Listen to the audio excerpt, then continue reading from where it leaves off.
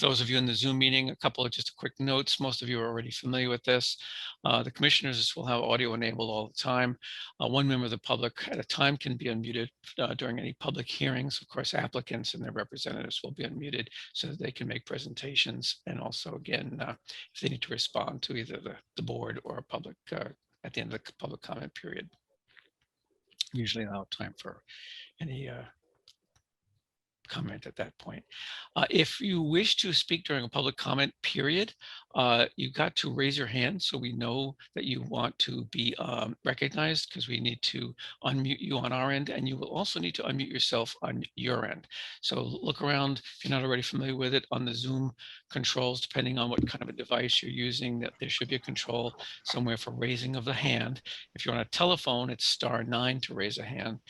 And there's also somewhere a control to unmute yourself. And given the nature of these devices, there might be more than one. Like the Zoom has a mute control, your computer may have a mute control, your microphone may even have a mute control. So hopefully you've got that all figured out. Okay, and then when you've done speaking and been recognized and all that, try to remember to lower your hand again, so we are all clear on who needs to speak or not.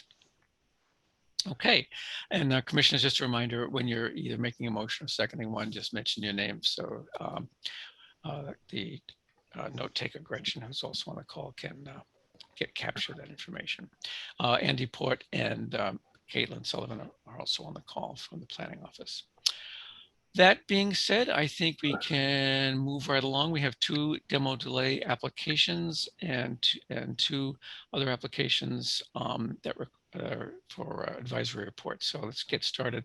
First one is one continued from our last meeting. That's 7 and 9 Hancock Street. This was Eric Primack. I assume is Eric here? Let's see. Yep, he's in the attendees. If you want to enable audio, thank you, Andy. I see you've already done it. So can you put up Eric's drawings, the latest one where he made some additions? So Eric, when we left off last time, where we left off was that you were going to check out the siding issue to see if you could possibly remove the vinyl siding, which was kind of a real sticking point with several commissioners as well as members of the public who are concerned about preservation and so on. And we also wanted to get a little more information on materials issues for windows and trim and so forth. So can you tell us where we stand on all those issues, please? Yeah, good evening. I did check out the siding, and pretty much as I said before, I mean, it's solid. I peeled back some of it. It's got a nice foam core. Whoever did the siding job did a very good job on it. The clapboard underneath, I was able to pull off a piece on the right side, and the clapboard underneath is in pretty rough shape, as I expected. It's got lead paint, and as much as I mentioned to you guys that I would still, be willing to do the siding. I'm still, I'm still a little leery on why I need to be honest with you. I get that you would like the look to be original clapboard, and I'm not against it. I'm not saying that I'm not going to do this unless I get my way, but it's in good shape. It encapsulates the lead paint. It's maintenance free. We're talking about 2 small condos, which, even in the high end of Newburyport's market pricing these days are going to be low end condos. And I think that generally people prefer to have something that's a little bit more maintenance free. That being said, if it, you guys are just dead set against me keeping the siding and you really want the clap, then I'll pull it off. But, from an economic standpoint, to pull off that siding and have it have the lead remediation paint and probably replace what could be, might only be 20% of the clapboard might be damaged, but you're probably looking at a $35,000 price tag. So, I'm not trying to claim economic hardship on this, but it's certainly a concern of mine. So the question that I had for you guys was, what is, I understand that there's, you have leeway as far as asking me to do what you want me to do.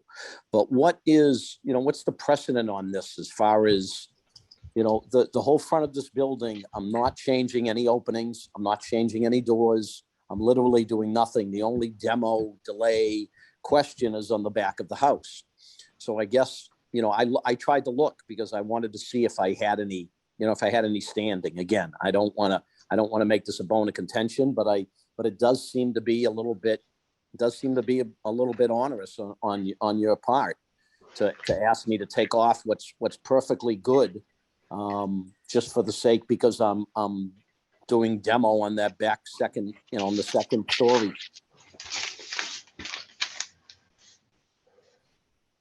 Okay.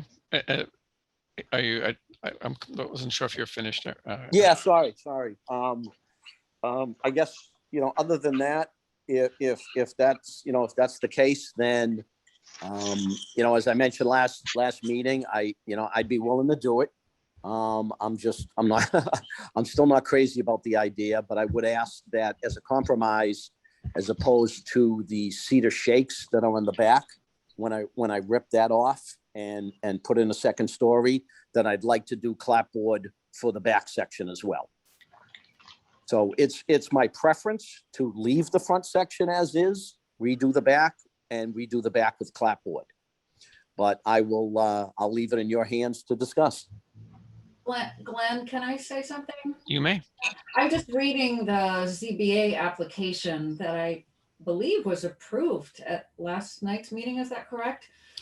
And yeah, says, number 8 says, remove all existing exterior vinyl siding and trim and restore and or replace where necessary original clapboard. And then it says remove old cedar shakes from rear section and also replace with new clapboard. So I think the ZBA permit was premised on that document that was submitted to them. Therefore, our further discussion of it, is well, I don't want to argue that point, but the ZBA, I had included that in the ZBA, but in my discussion with them, I told them that I was still going to be discussing the issue of the siding and the clap with you guys tonight. And as far as ZBA, they're only really concerned with the setbacks and the size and scope of the project. But I did mention that if you want to look in the minutes of the meeting on Tuesday night, you will see that I said that I was still going to be leaving that as an open discussion with historical on that note. Well, to be just to clarify two things. One, as far as the specific item for the ZBA, Eric, was the upward extension of a nonconformity. That was the second floor you want to put on the back portion. Correct. So that was specifically what they were looking at, and I was there, and you might recall what I told them, which was that I didn't recall anyone on this board having an issue with that particular upward extension. So as far as that goes, there wasn't any problem with the Historical Commission. However, we had some concerns about the vinyl siding, and a number of the members had expressed a rather strong opinion about leaving that there. And we also wanted to know a little bit more about the trim and the windows. So I honestly haven't read their minutes. My impression from what you said, actually, Eric, at the ZBA meeting was that it sounded to me like you either were planning to or expecting to go ahead and remove the vinyl. So that's why I think my exact comment was to the effect of, "Oh, now I'm very encouraged to hear that." So. Oh, I do, and I said that at the beginning that that I still would be willing to do it, but I just, I don't understand. I don't understand why it's absolutely asked of me. Yeah. I can't find any precedent for it. Well, and I was hoping you guys would give me something that showed me that. I couldn't find any other projects in recent history where you were not touching the original house and were asked to modify it. I'm sure I could find one. Just the general concept, Eric, is that I hope you don't mind me being so casual as to call you Eric. Not at all. Okay, thank you. Is that when as of the last meeting, there was a demo delay imposed after we voted that it was preferably preserved.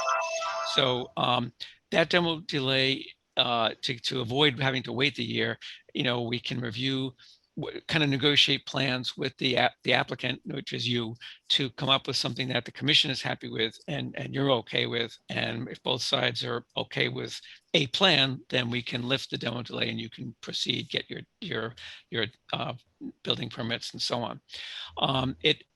It's not unusual at all for the historical commission to look at things. In fact, it's common, if not always, almost, to look at things beyond the specific area you're touching for demo. Like the only thing you're really demoing, I think, is like the roof in the back is coming off so you can build up, and not a heck of a lot more, right? A little bit on the side, but and there are many cases like that where someone is maybe putting a small addition on or whatever, but because of the nature of what they're doing, we either have them maybe reposition it slightly or incorporate something else to, if we think that we can get what will be an overall better result for the city and historic preservation and so on.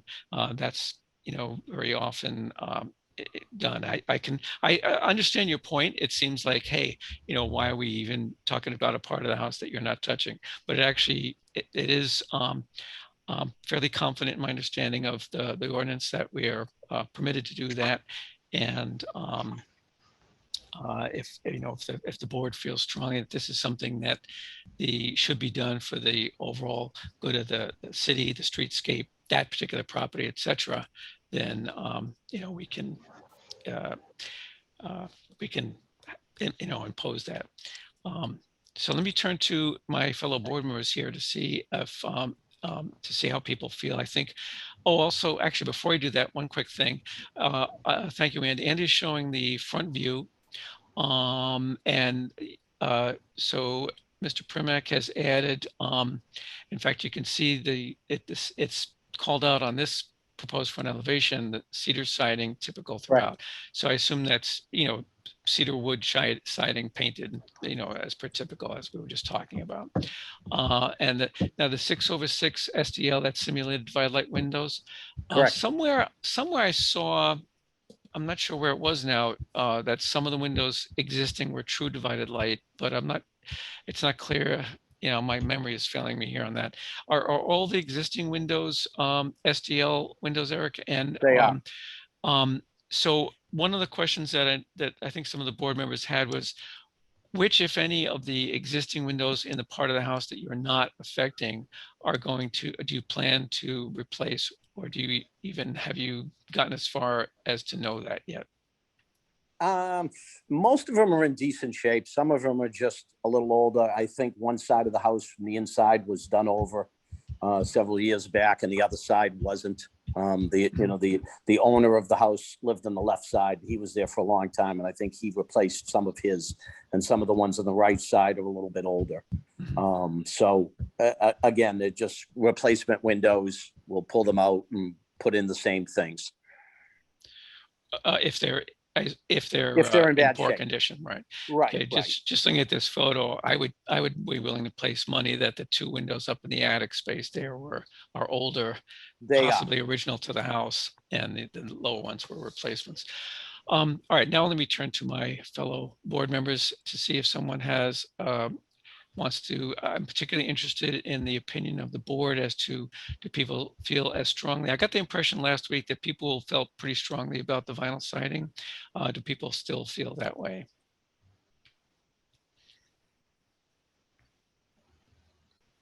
Anyone? Oh, Joe. Yeah, I feel strongly about it. I think that all of these vinyl siding should go away, including all of the trim and accessories around the windows and at the corners. One thing that has not been talked about in relation to the siding is the window trim, the corner boards, repairing the eave. It's covered up with vinyl also at the rake. You can see it in this photograph.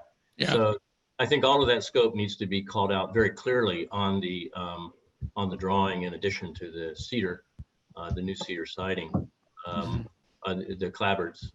So that's substantial scope that right now is not proposed by the applicant, and I would like to see it in addition to the siding. Okay.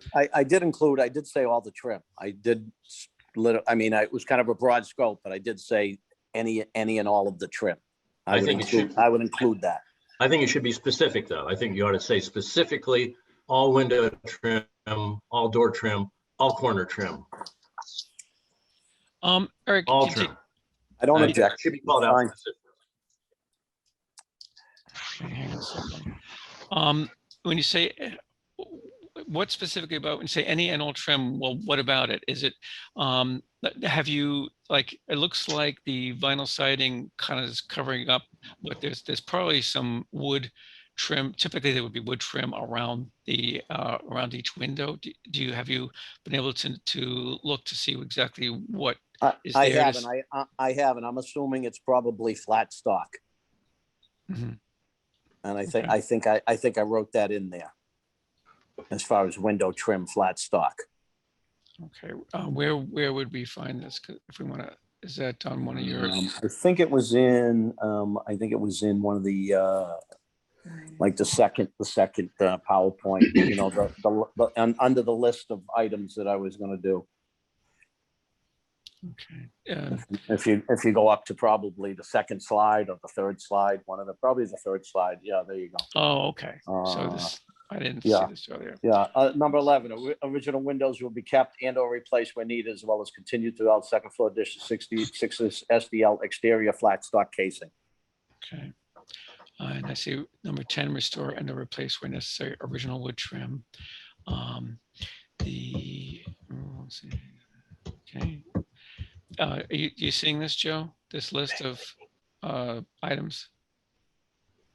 Remove all existing exterior vinyl siding and trim. Okay. Keep existing side doors. All right. So yeah, I hadn't seen this. This is good, Eric. Yep, this is good. Yep. Thank you. This works for me. Okay. Okay. Yeah, good. Okay, your hand is still up, Joe. Are you all set, or? I am. Thank you, Glenn. Okay. Anyone else on the board want to make a comment? I know, I think it was I think Mark was here last meeting, and also commented on but you don't have to, but I just wonder if you had anything further, and Peter, or maybe it was Peter or Mark wanted to say about this. I'll stand by my comments, and I think that the vinyl siding should be removed. Okay. As stated in the memo. Yep. Okay. I think we're good.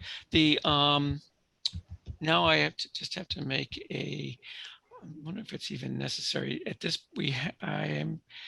Oh dear, Caitlin or Andy, do you remember if we had public comment on this last meeting? I think we did. I seem to remember that Stephanie Nikitich. Yes. Yeah, I believe we did. Yeah. And yes, Tom that's right. I remember Kobe-John as now. well. Right, because I remember Tom specifically commenting about the flat roof section and the siding. Okay, good. All right, so we did have the public comment period. Okay, Eric, thank you for providing the specifics in the memo. As you probably know already, because I know you do a lot of work in town, the planning department has a little affidavit. They have everyone who's doing any kind of work sign that they understand what they're being held to, as far as when you submit a plan and such as this, that you're expected to keep to that. And if you need to change something for some reason, something comes up, this sometimes happens, you can't just proceed and make assumptions that it'll be okay or not okay. You got to come in and to the planning office and resolve any differences where you might have to depart from the plan. Right, I understand. Yeah.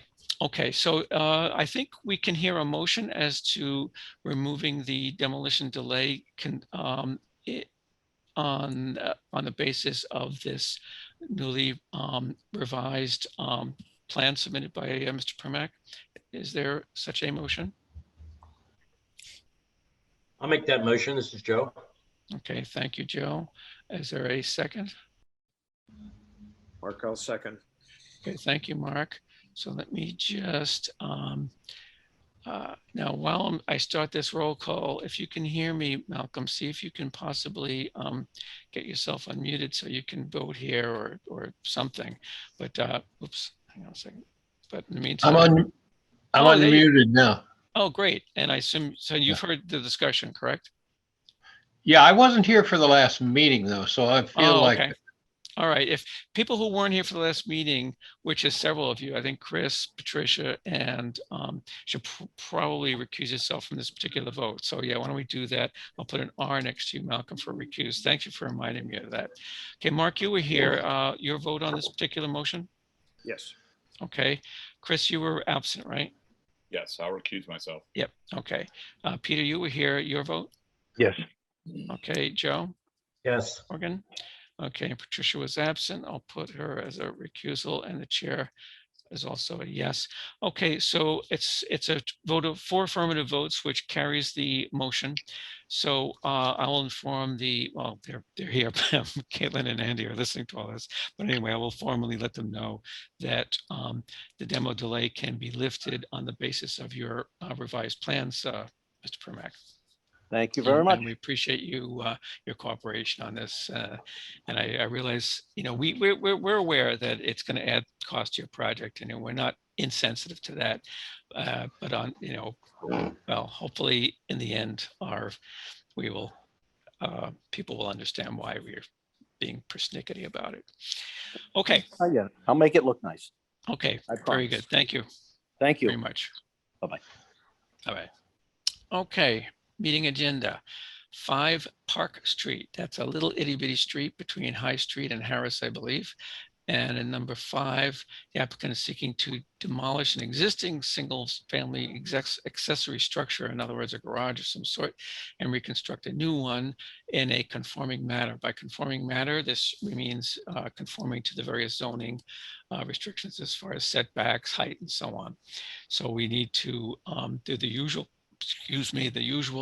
considerations, determine whether the existing structure is historically significant, and whether it should be considered for preservation or not, either of those. And then if we deem it to be significant and considered for preservation, or preferably preserved, I should say, then we'll need to go into the demo plan and have a public hearing and all of that. So let's see, who is this? I believe this is the applicant represented? Yes, but by MTC, who is speaking for are they presenting for the applicant, the attorneys? Yes, thank you, Mr. Chair. Lisa Mead Tellerman Costa, 30 Green Street. With me this evening is Scott Brown, who's the architect on the project. And we're here on behalf of Boston North Development, who is the contractor for the owner of the property. If you can go to the next slide, please, Andy. This is, as the chair suggested, this is what we believe to be a later added garage on the property. Want we be very, very clear, no work is proposed on this beautiful single family 1844 structure, which we provided to you the Newburyport Preservation Trust overview on. We're requesting that the commission determine that the garage is neither historically significant and therefore not preferably preserved. The garage could be built around between 1914 and 1952 because of what the insurance maps say. However, the location of the outbuilding on the 1952 map doesn't appear to be the same as exists today. And then we provided the assessor's field card, which would indicate that it was in or around 1970, but we think it was earlier than 1970 for sure. So if you go to the next slide, please. So here's the site plan. This property is located in the R3 zoning district in the downtown overlay district. You can see underneath the red is the proposed new structure, and underneath that is a dashed line of the existing smaller garage that exists at the rear of the property adjacent to the house and in between the sideline. So if you go to the next slide. Pardon the interruption, Lisa. I think Malcolm, there might be some noise on your line. So if you can mute yourself when you're not speaking, that might help. Thank you. So here's the, as the chair indicated, you know, Park Street runs parallel to State off of Harris and in between High and Harris. Here's the 1851 map. You can see the existing single family structure. There's no outbuilding on this map. Next slide, please. And then here's the 1872 map. Again, this lot now exists as it does today, but there's still no outbuilding on this insurance map. Next slide, please. Similarly, here's the 1884 map, no outbuilding. Next slide, please. And here is the 1888 map, and there's no outbuilding. Next slide. Here's the 1894 map, no outbuilding. Next slide, please. 1900, no outbuilding. And 1906, no outbuilding. And again, 1914, no outbuilding. And then there appears on this 1924 map that had some later edits, but there is an outbuilding at the rear next to the, pretty close to the property line. You know, these are certainly not all scaled, but they were pretty good. So there's no, it's pretty close to the property line. And the next slide, please. And here's today's today's my maps, the assessor's map. It's close to the property line, but not as close as it appeared before. It's small. So therein lies the issue. But then we do have photos of construction. So if you could go to the next slide. So here's the interior of the garage. You can see the materials that are used. Next slide, please. Again, another angle of the interior of the structure. Obviously, there's a cross beam there to help with stability. Next slide, please. And just some other indications of the work that was done on the garage. Next slide, please. And the roof structure. And next slide, please. And then we have an exterior front elevation. And next slide, please. And then a side elevation. And so what I'm going to do is turn this over to Scott and let him go through what he is proposing to do.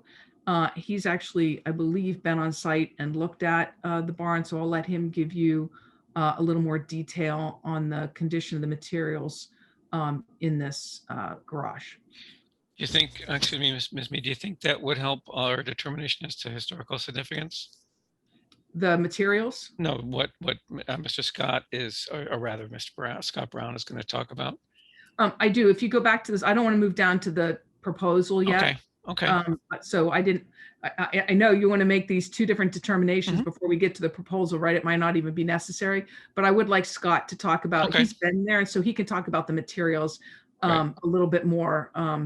He would have more knowledge in that area. Okay, no problem.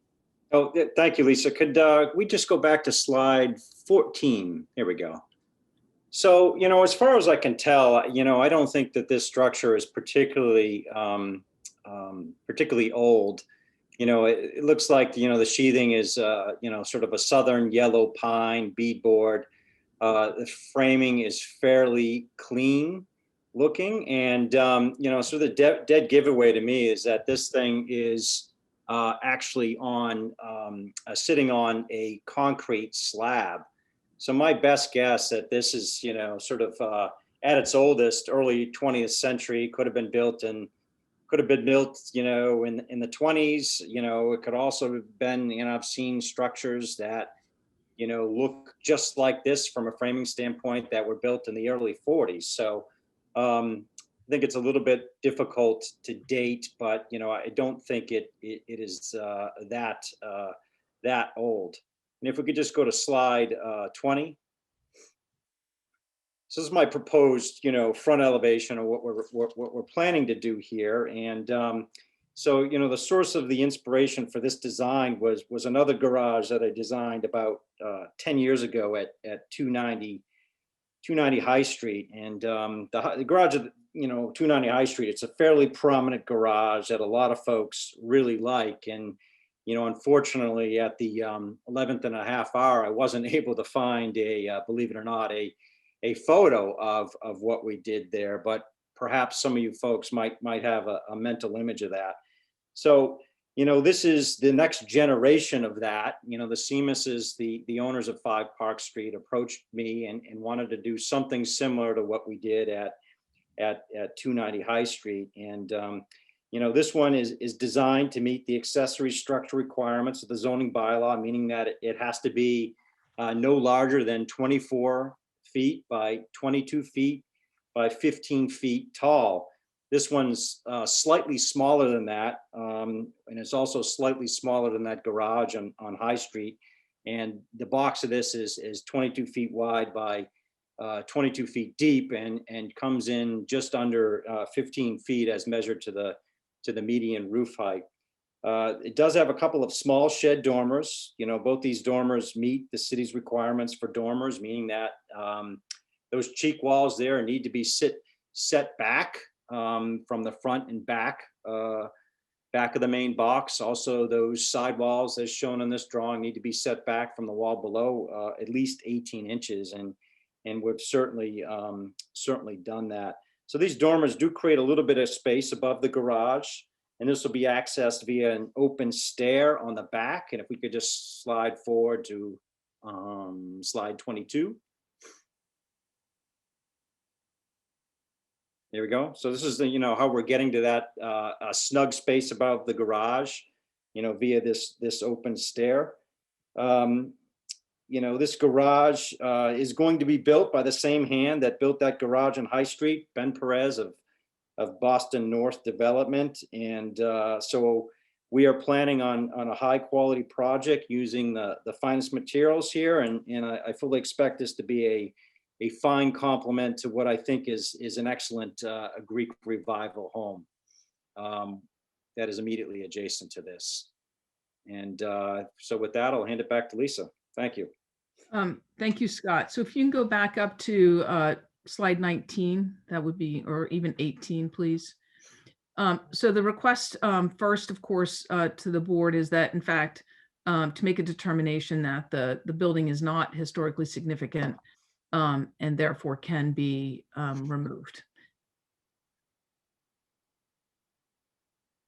And that's it for right now.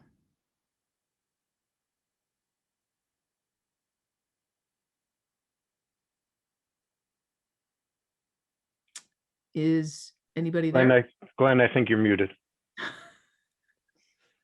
Duh. Thank you. Fortunately, I haven't really said much of anything yet. So let me turn first to the board for to hear your impressions. Does anyone care to opine as to the? I know a couple of board members have often expressed opinions on accessory structures, of this being an example of one. As an aside, Scott, I have a garage that's built on a concrete slab at my property, and I think it's late 19th century, just FYI. But anyway, I don't really disagree with your overall comments about, particularly given the nature of the way it's framed and so forth. I think it could be, well, it's hard to say. I mean, it's also looks like they used whatever scraps they had around almost for sheathing. I mean, you wouldn't normally use beaded board for sheathing and so on. But anyway, I digress. So panelists, so I'm not panelists, board members here, what do you think? Does this appear to you, given the I mean, it's automatically considered as we should decide whether it's historically significant based on its age, I think. But it doesn't necessarily have to be. We can take into consideration both structural elements in terms of condition, in terms of structure, in terms of design and architecture, and also whether or not any notorious or famous events took place here. Which I don't think happened in this particular case, that the latter. So what do you think? Anyone want to express an opinion? Or even make a motion if you feel you want to jump to that.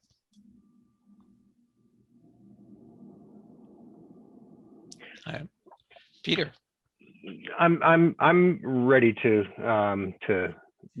move to make the motion. I don't know if the other commissioners want to deliberate at great length on it. Okay. Well, what we can do is why don't you make the motion, and if someone needs to say something before rather than second, someone will either second it or have something to say. How's that sound? Okay. So correct me if I don't get this right, but I move that the property is historically significant, but not considered for preservation. Oh, okay. Okay. I'll second that. That sounded like, was that Malcolm? Yep. It was. Okay, thank you, Malcolm. Okay, so the motion is that while the structure in this case, not the house, the accessory structure is historically significant, it is not considered for preservation. It's been moved in second.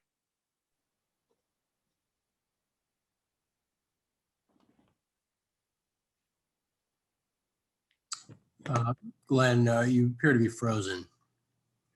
And then frozen. There you are. You're back. Oh, okay. Mr. Carnwath, your vote on that? I seconded it. I agree with Peter. Okay, yeah. Since you seconded, I would assume that probably would have been your vote. Mark Cendrillon. Yes, on the motion. Okay, thank you. Christopher Fay. Yes. Peter McNamee. Yes. Joe Morgan. I guess I'll vote no because I don't think it's historically significant. Okay. And Patricia Picnic. Yes. Okay. Fix this. And the chair is willing to vote yes as well. Okay. So you heard that Attorney Mead and Scott Brown. So as I understand the ordinance, that means that you're not required to go through a public hearing of your demo plan. It looks, I hope you do stick to the plan you've got here. Hey, Andy, could you just go to slide 20 for a second? Just want to have a quick question on that. Looks like I think we all can pretty much agree that the overall result is going to be an overall improvement to the property in general. I was just curious, Scott, did you, I noticed you've got the, those, I assume they're like pilasters or something there, the 3 column like things in the front. Were you trying to kind of capture that Greek revival spirit with the outbuilding as well, that kind of go along with the house? Is that the idea here? Yeah, that's the idea, sort of trying to make it a very sort of classical front facade. And, you know, also I think it's really nice when you can project those out and set the garage doors back a little bit. So, which is what those columns are, you know, it's one of the side benefits of putting those columns on there. Mm-hmm. Okay. But okay. All right. Very, very very good. formal design. Yep. All right. Well, thanks very much. So you're free to go, so to speak. And unless you or any of you have any questions for the board before you take off? No, I think we're all set. Thank you very much. Okay. Thank you, Attorney Mead.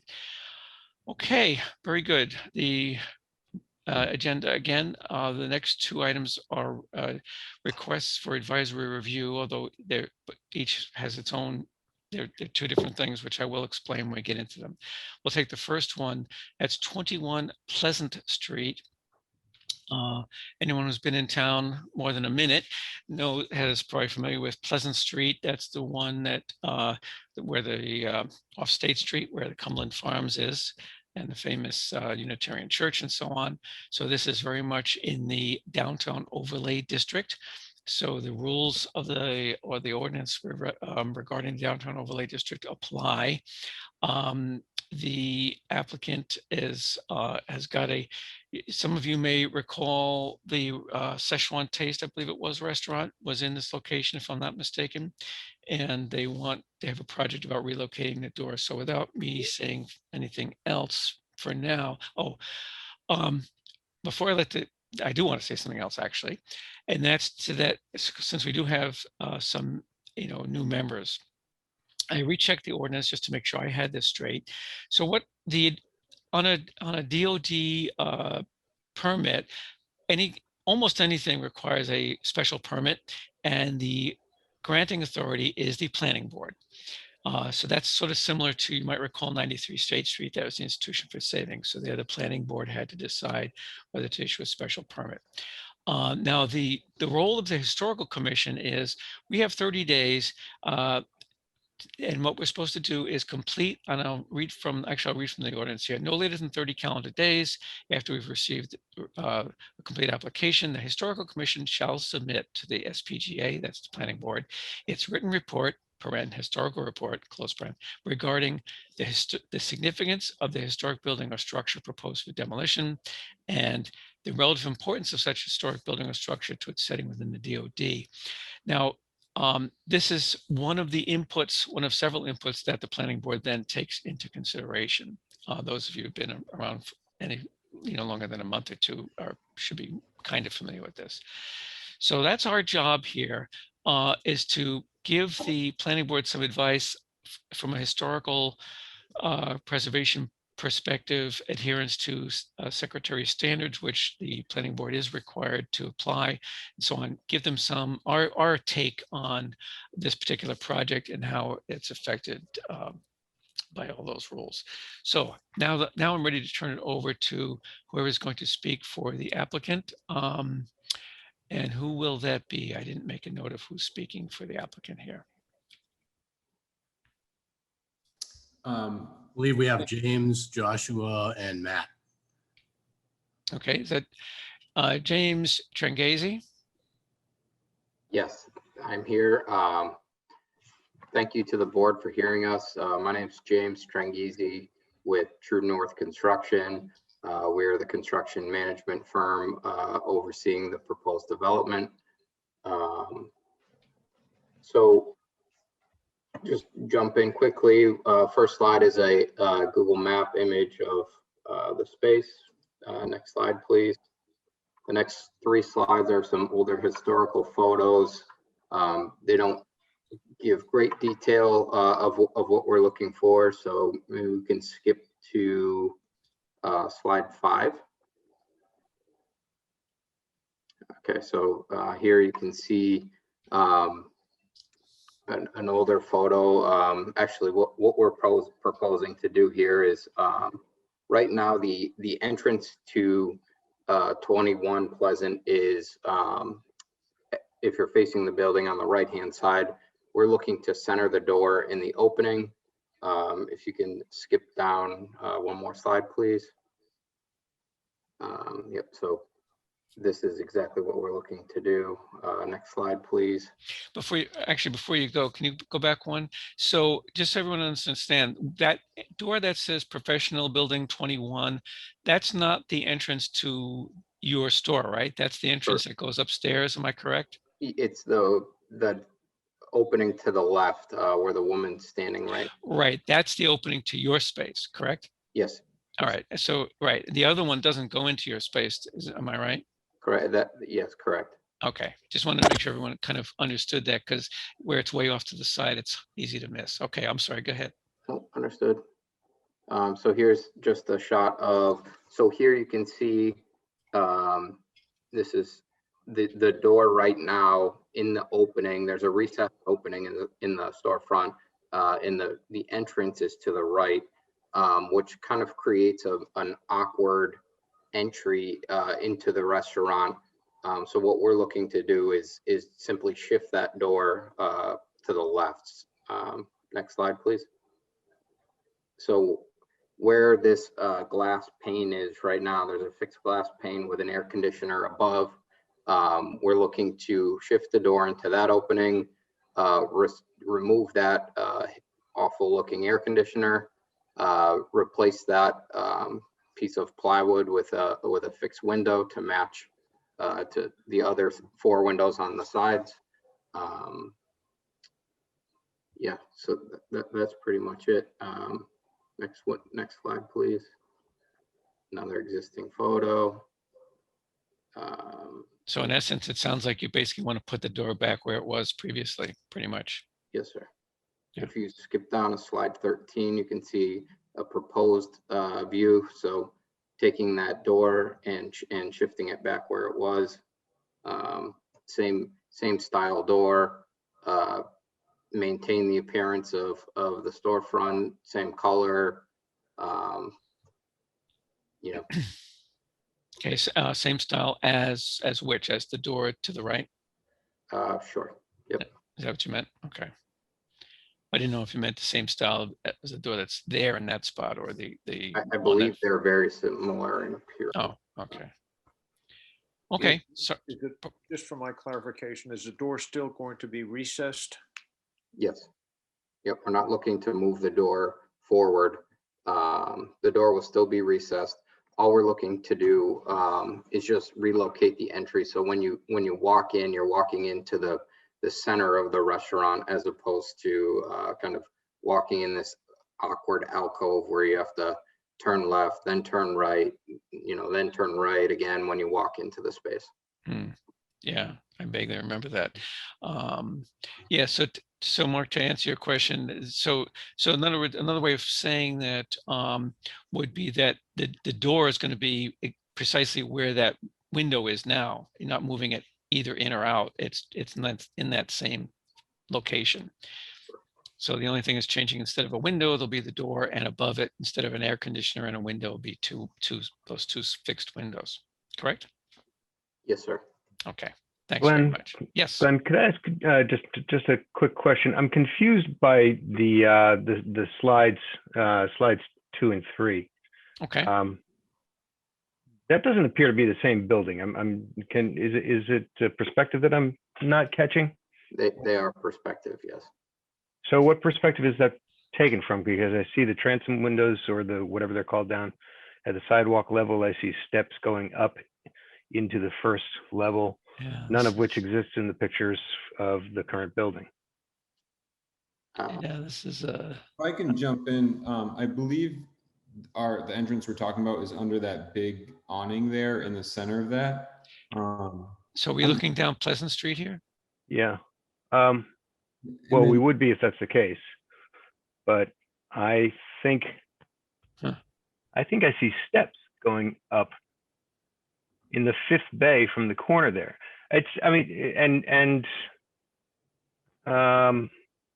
The windows. Oh, thank you. Don't really match either. I don't think that's the same building. Not that it really matters one way or the other, I suppose, but I'm wondering if it is, because also I'm looking at the windows. The fenestration looks quite different. Your building has those like what do you call those, the lintels? The lintels over the windows and things are rather different. What's slide 3 show, Andy? Oh, that's the same building we just looked at. Yeah, this is definitely the same one we were just. So on this one, you can see the steps very clearly in that 3rd bay. I had it wrong. Yeah, yeah, because the shadow of the pole clearly shows the stairs. Yeah, I wonder about this, because when you go down, what's the next slide, Andy?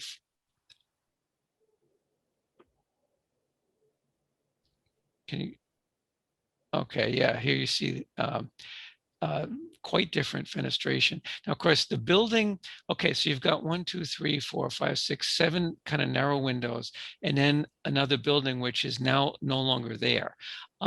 That's, I believe that is the kind of the gap between where this property is and the old Cafe Commune would have been a little bit further down to the right. Is that kind of gap between the buildings? So at least we're definitely, this is the right building for sure. But I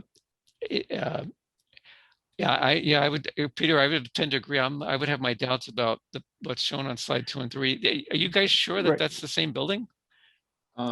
I definitely could have made a mistake there. I found those online. I was looking up the old Dodge building, and I put Pleasant. There may have been I more than don't one. think it matters to the application. Yeah, it doesn't really. But I just, if there was a point behind them, that I wanted to know that. But if there isn't a point behind those two pictures, we can disregard them.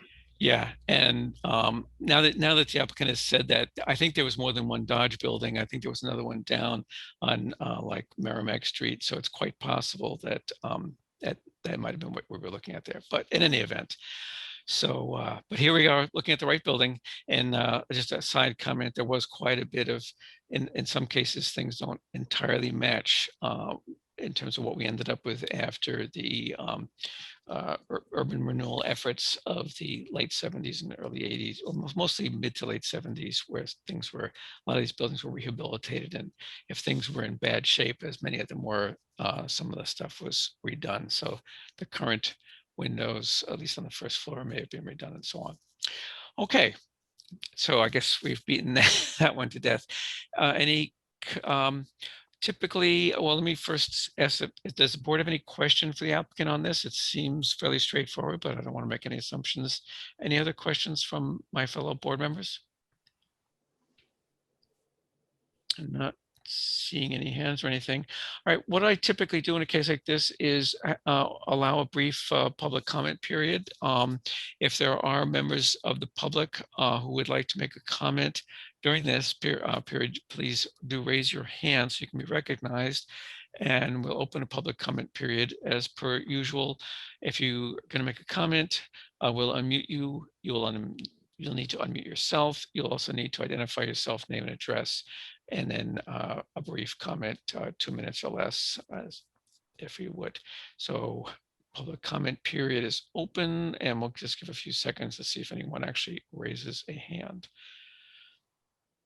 I'm not sure we have many people that are sitting in the balcony, so to speak, at this time. Takers at this time, Chair. We also, as you noted, I think our audience is primarily composed of applicants. Yeah, looking that way. Okay, I'm comfortable closing the public comment period. That looks like we don't have any on this. So let me turn back to the board. Well, the so we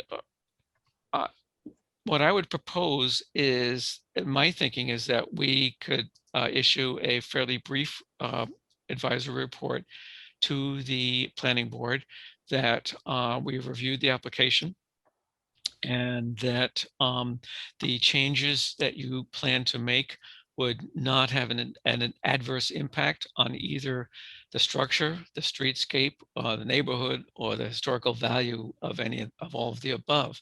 That's kind of my take on it at the moment, but let me, since I am not the whole commission, let me ask the commissioners if you agree with that assessment. I agree. Yeah, thank you, Mark, because this should be the opinion of the board, not just the chair. I agree. Sound like Malcolm agrees. Anyone else have a? Yep. Chris, I agree. Chris? Yep. Likewise, Peter.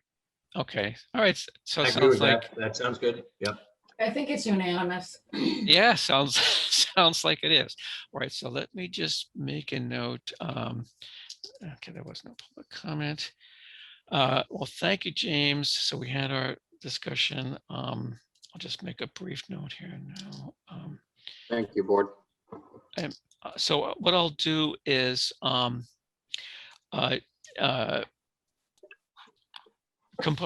will send off to the planning board, who will the ones that will need to give you the permit, an advisory or a historical report from the historical commission that we do not see an adverse impact from your proposed project. And I would imagine that they would probably give you the permit unless they have some other concern that I'm not aware of. Great. Okay. Thank you. Thank you very You're much. quite welcome. Thank you for coming in, and good luck with your project. Thank you. Just give me a second here. I need to make a note.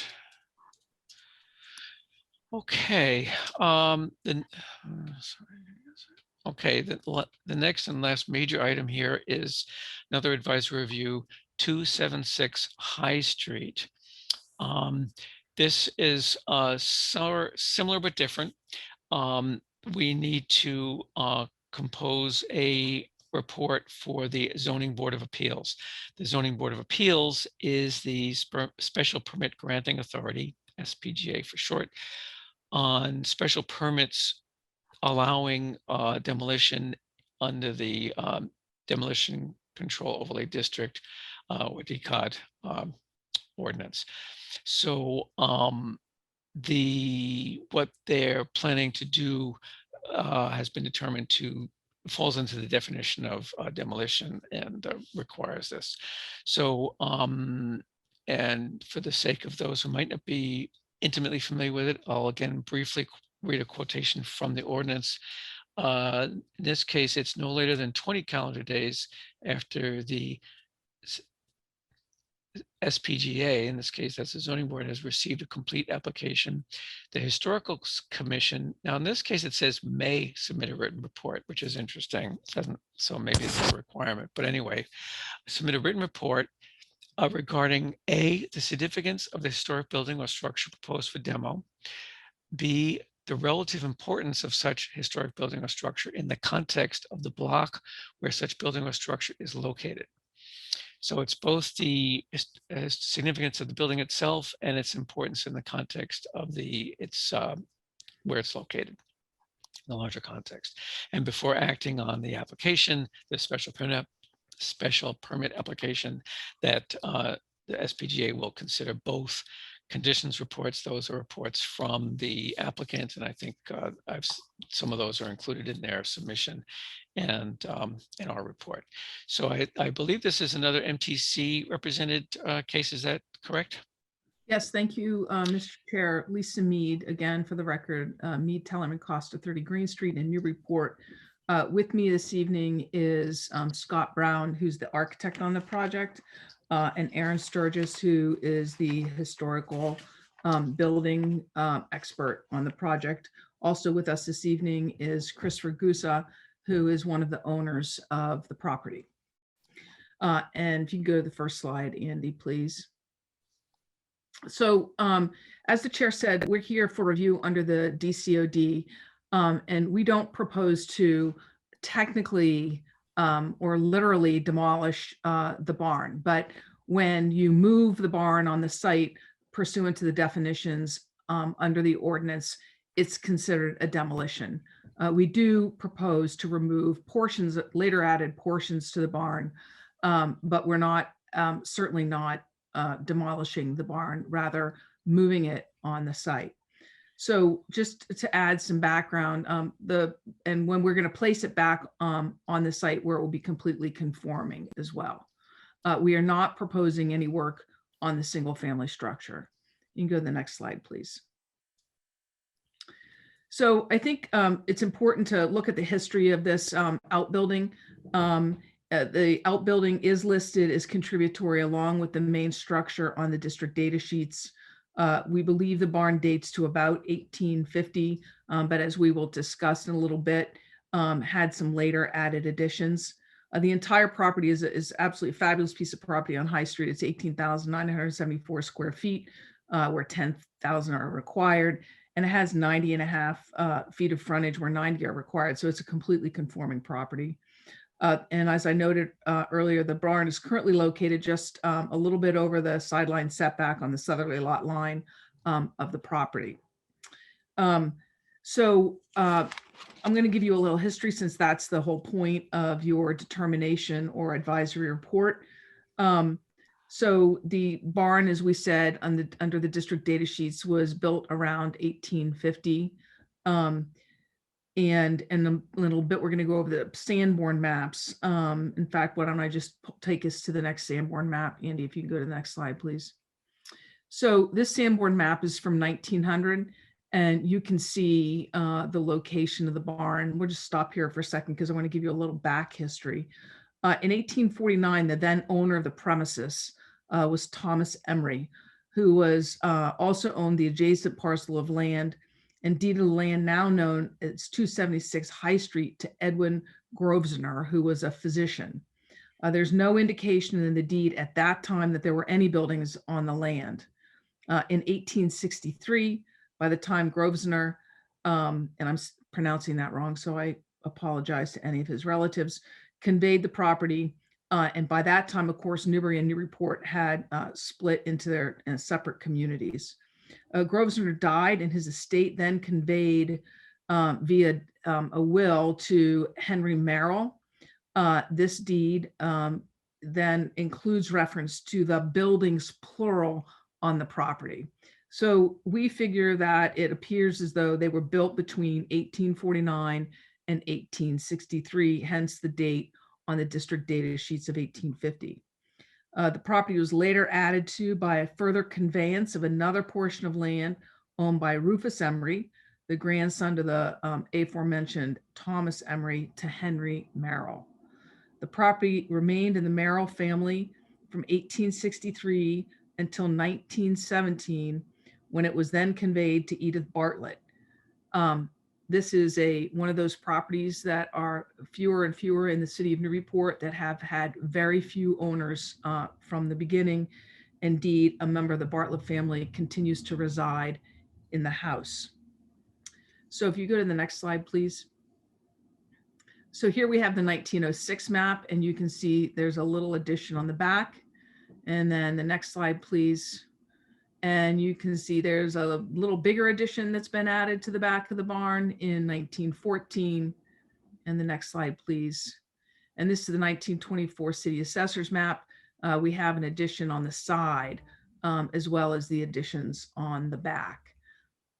So that's kind of the progression of the additions based upon the Sanborn maps that we have. So it's clear that the barn over a number of years has undergone several transformations by the addition of sections to the south and to the east. If you can go to the next slide, please. And here we have the current condition today. You can see in this GIS map, you can see the later added addition on both the side and the rear of the structure. And when we show you photographs in a little bit, you can see that much clearer and much more distinct. So I'm going to do an overview of the conditions, but then I'm going to turn this over to Aaron, who has done a significant review of the structure itself. So if you go to the next slide, please, Andy. So as I noted, the barn had two significant additions since its original construction: the 10-foot wide addition to the right side gable, as you view it from the driveway. And Aaron can talk to you a little more detail about that. And a second addition along the back eave wall of the original barn.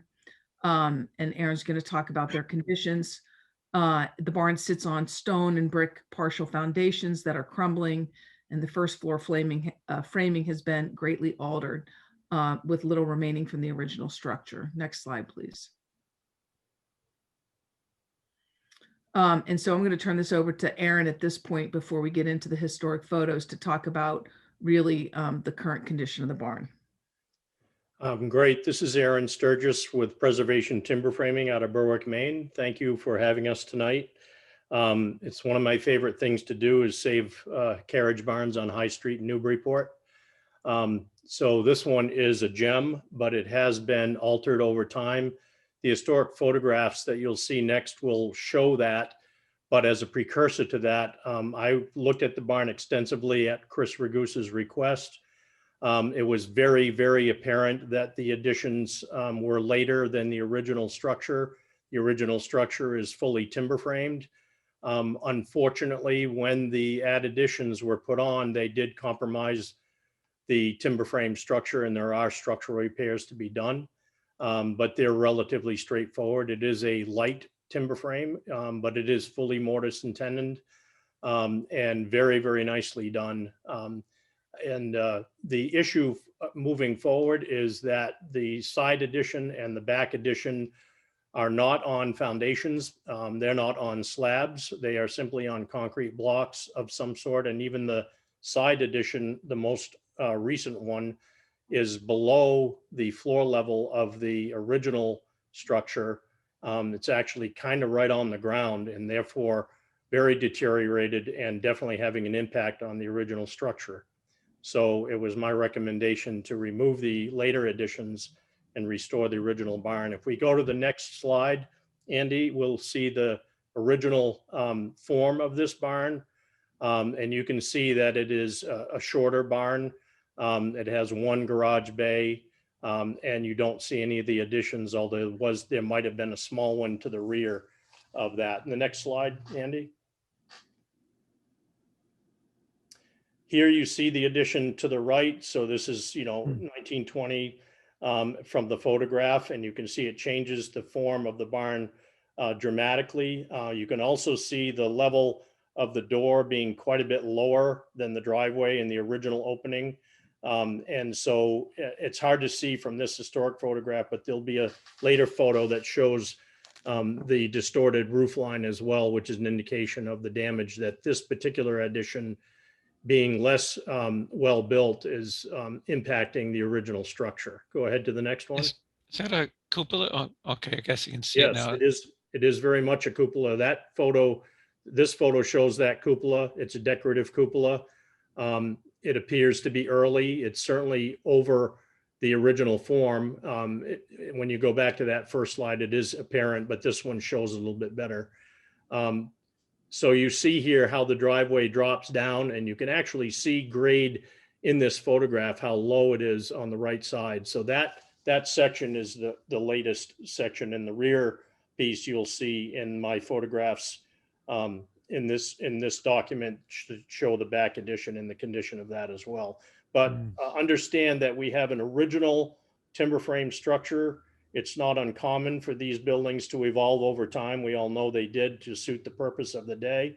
But we also know that later structures weren't as well built as sometimes these earlier ones were. And they definitely had an impact on this building, and it is structurally compromised. And we propose to repair it to its original condition using in-kind materials and so forth. But I'm getting ahead of myself. Okay, I wonder how big that little sprout of a tree in the front is, if it's still there, how big it is today. Yeah, well, they certainly have an impact too, Glenn. Next photo, please, Andy. Okay, these are current condition photographs. We're looking at the back L, which you can see is on cement blocks. You can see that the roof lines are pretty, they're different than the original structure. They're different materials, they're later materials. So as you look left to right at the top row, you're looking at that back addition, and it's really not on very much. You can see right under it. So it's really pulling on the original foundation, although the original foundation is compromised as well.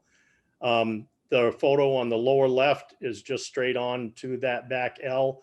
When they put that back L on, and I'm not sure that's 1925, I think that might even be a later rendition of the 1925 L, because it's just really not well done. That it's like 2x4 rafters, so on and so forth, even lighter than the Park Street frame. And unfortunately, they did compromise the back wall of the original frame by cutting out a few studs, all of which can be repaired and certainly be restored to its original form. The last picture on your lower right shows that height difference. The floor system is at the top of the concrete ramp in the door in the center of the structure. And there's basically a dirt floor on the right, and the framing to the right where that door is just right at grade. It's really not on any foundation whatsoever. So it's a little bit hard to see in this photograph, but if you look closely at the roof line, you'll see a hump right at the end of the gable.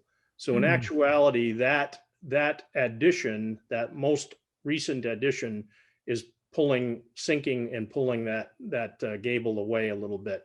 All of which, again, is relatively easy to repair because it's a great timber frame structure. But removing it is prudent, not only for the original form, which is the intent that Chris is putting forth, but also because it's just so poorly built that it doesn't really add to the structural integrity of this particular form and this structure.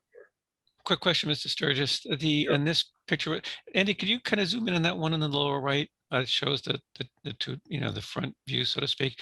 I was just wondering, thank you.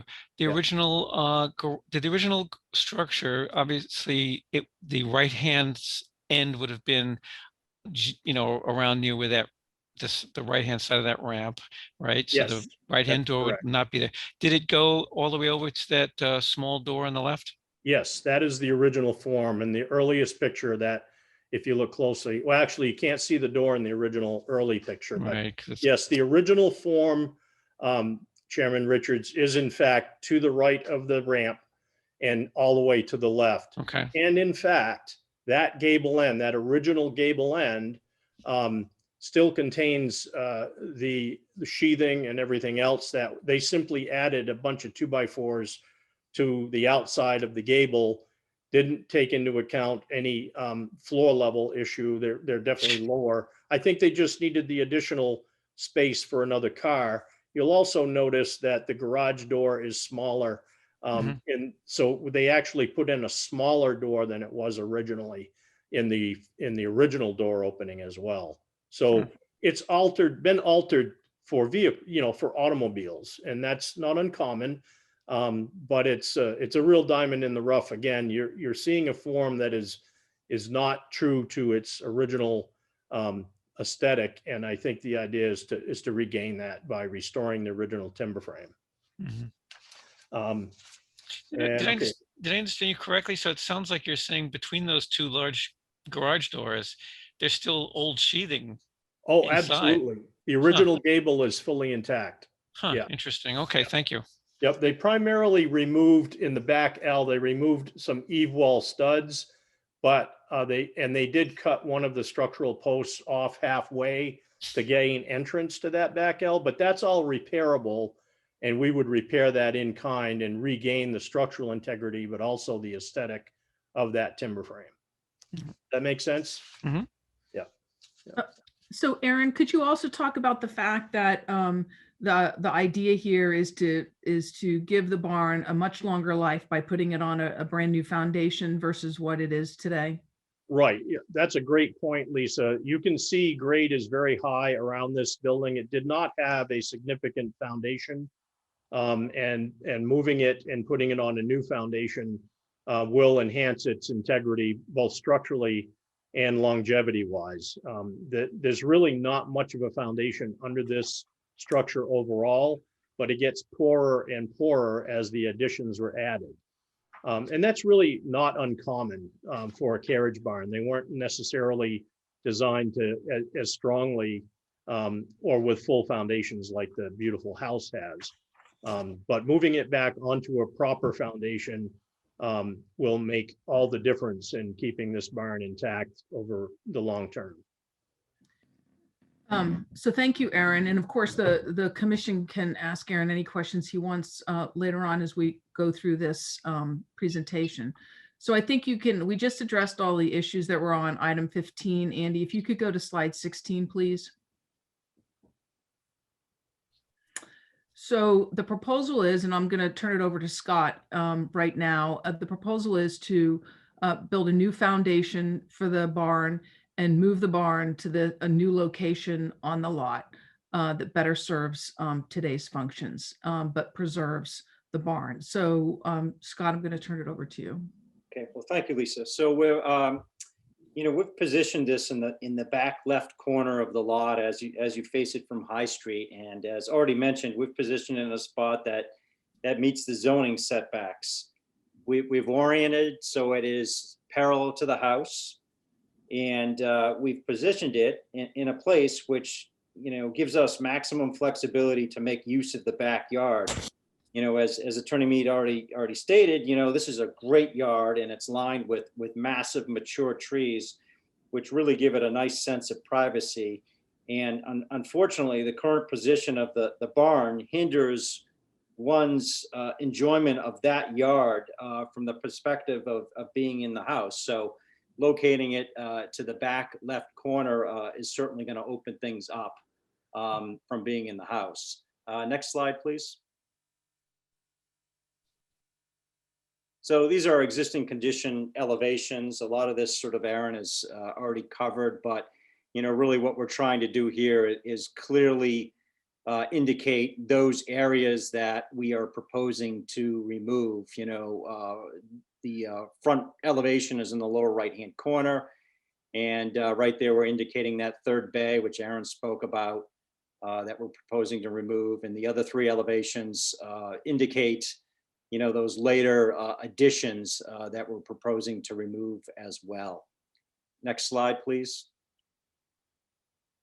So these are our proposed elevations. The proposed front elevation of the barn is in the lower right-hand corner.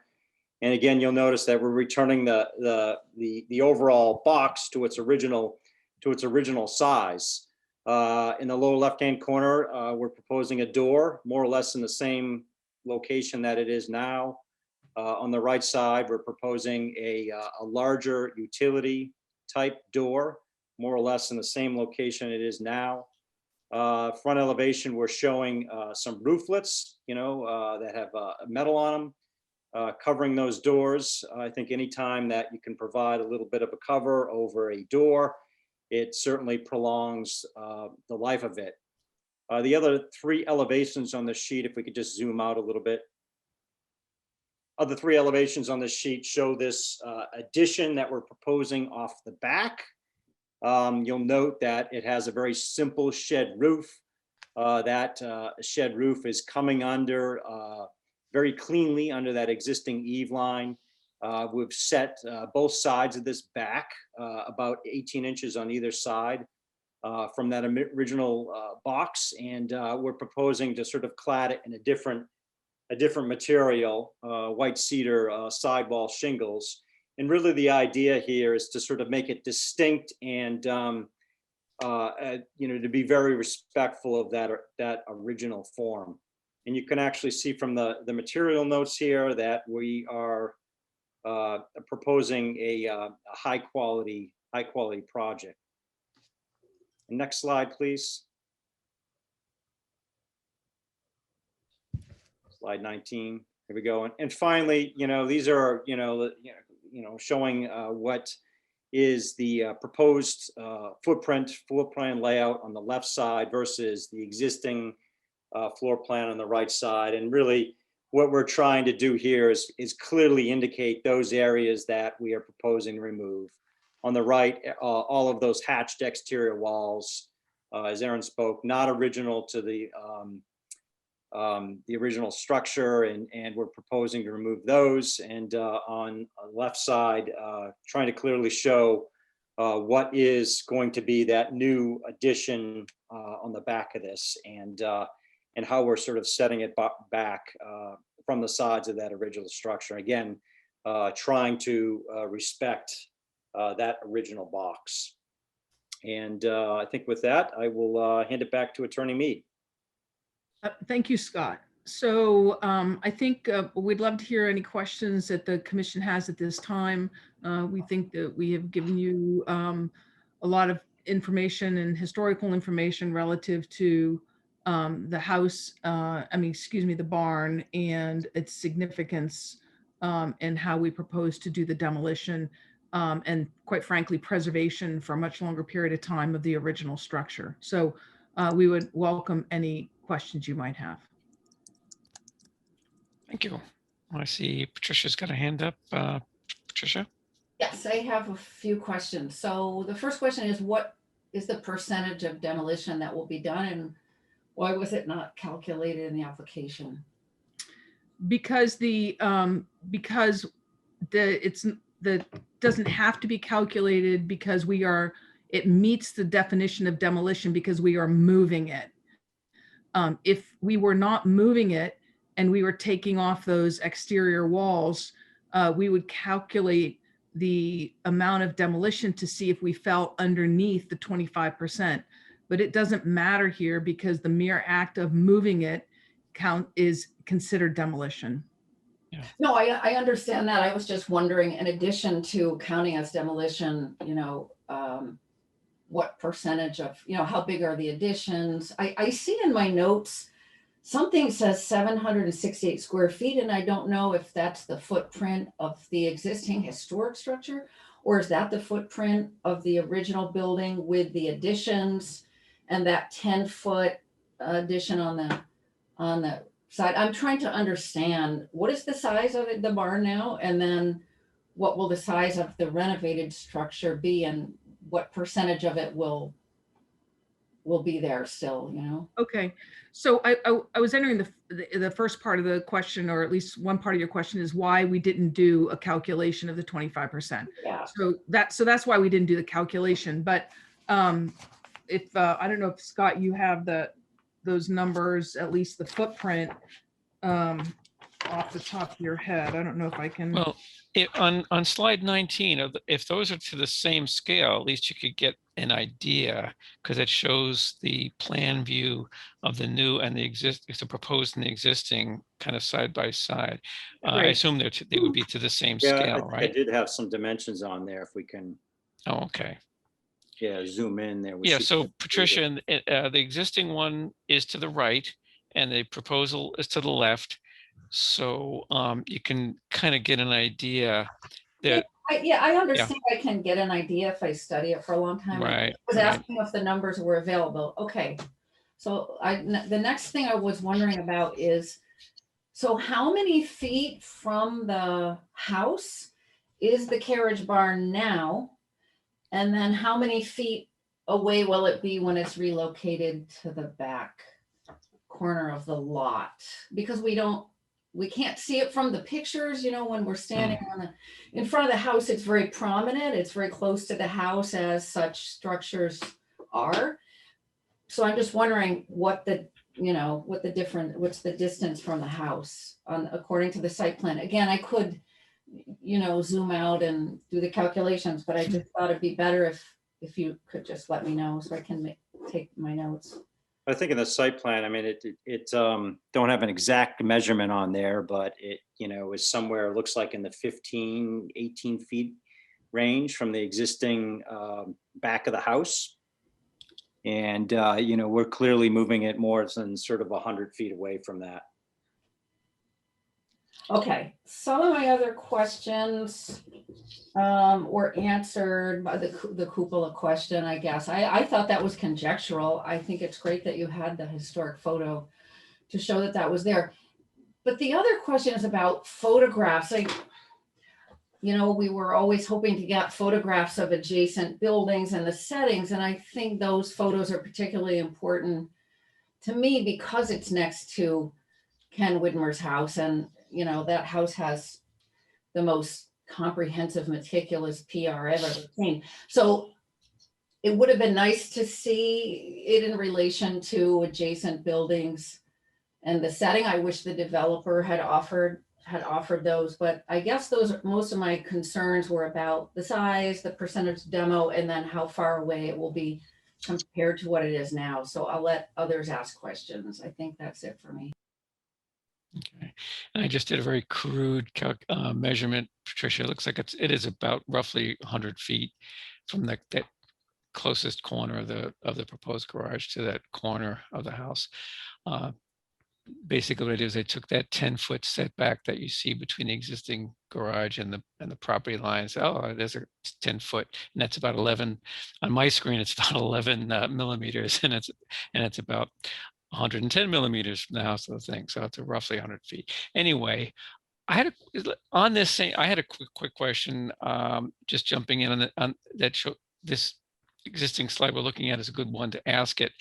I also noticed that one of the things that's nice about the existing configuration, by configuration I mean the relationship between the barn and the house, is that you kind of see the relationship between those two structures. There's the house, there's the barn or carriage house, whatever, and they're obviously a set, if you will.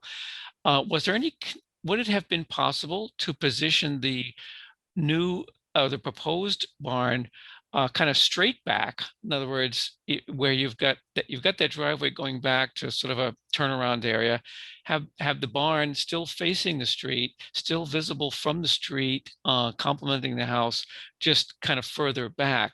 And hopefully you can see what I'm saying. It would be kind of, looks like you still would have adequate setbacks and so on. You could still achieve putting it there. Was there any special reason why you couldn't do that?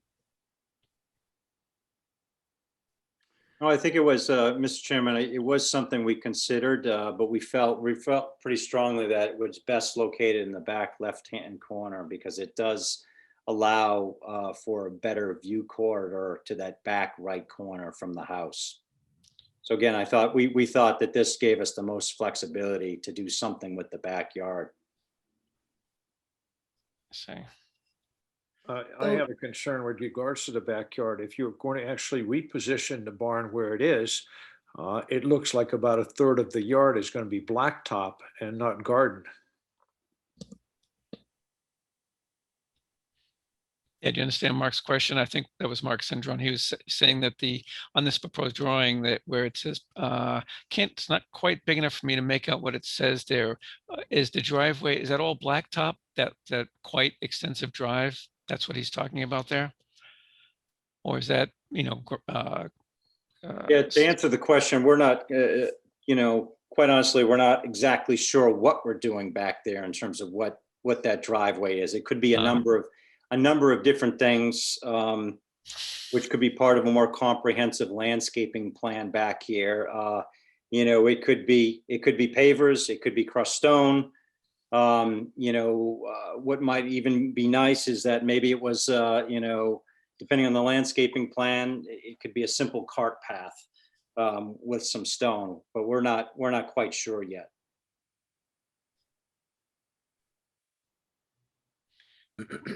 Mark, was your concern mostly around things like drainage and permeability, or appearance, or both, or? Well, it was following your thought about the relationship of the house and the barn, and the fact that they do seem to have sort of a purpose in their position. The repositioning all the way at the end of the property on the left seems to me to not make a lot of sense and allow for a huge area of the garden to be taken up by a driveway. But if the plans are not set yet, that may be a moot concern. All right, thanks, Mark. Who else would like to opine on this? Any other comments from the board here? Christopher, I see a hand. Yeah, I just, you guys beat me to the punch on that, but I just would echo the same. I would echo what Mark said, which is echoing what Glenn said. And maybe just make the case that, as I'm looking up on the streetscape here on Google Maps, and you can, sort of straight on, there's a benefit to the street, to the community, if you will, I think, to see the barn. Yeah. As opposed to tucking it behind, and then Mark making sense and Glenn's making sense that you're actually losing backyard, it seems like. So I'd like to see maybe rethink. I don't think I have any issues with the moving the barn, maybe, or even if it had to be tucked back a little bit further, certainly preserve it. I don't know what the door looks like. The door that exists now looks, I don't know if it's original. It definitely looks old to me.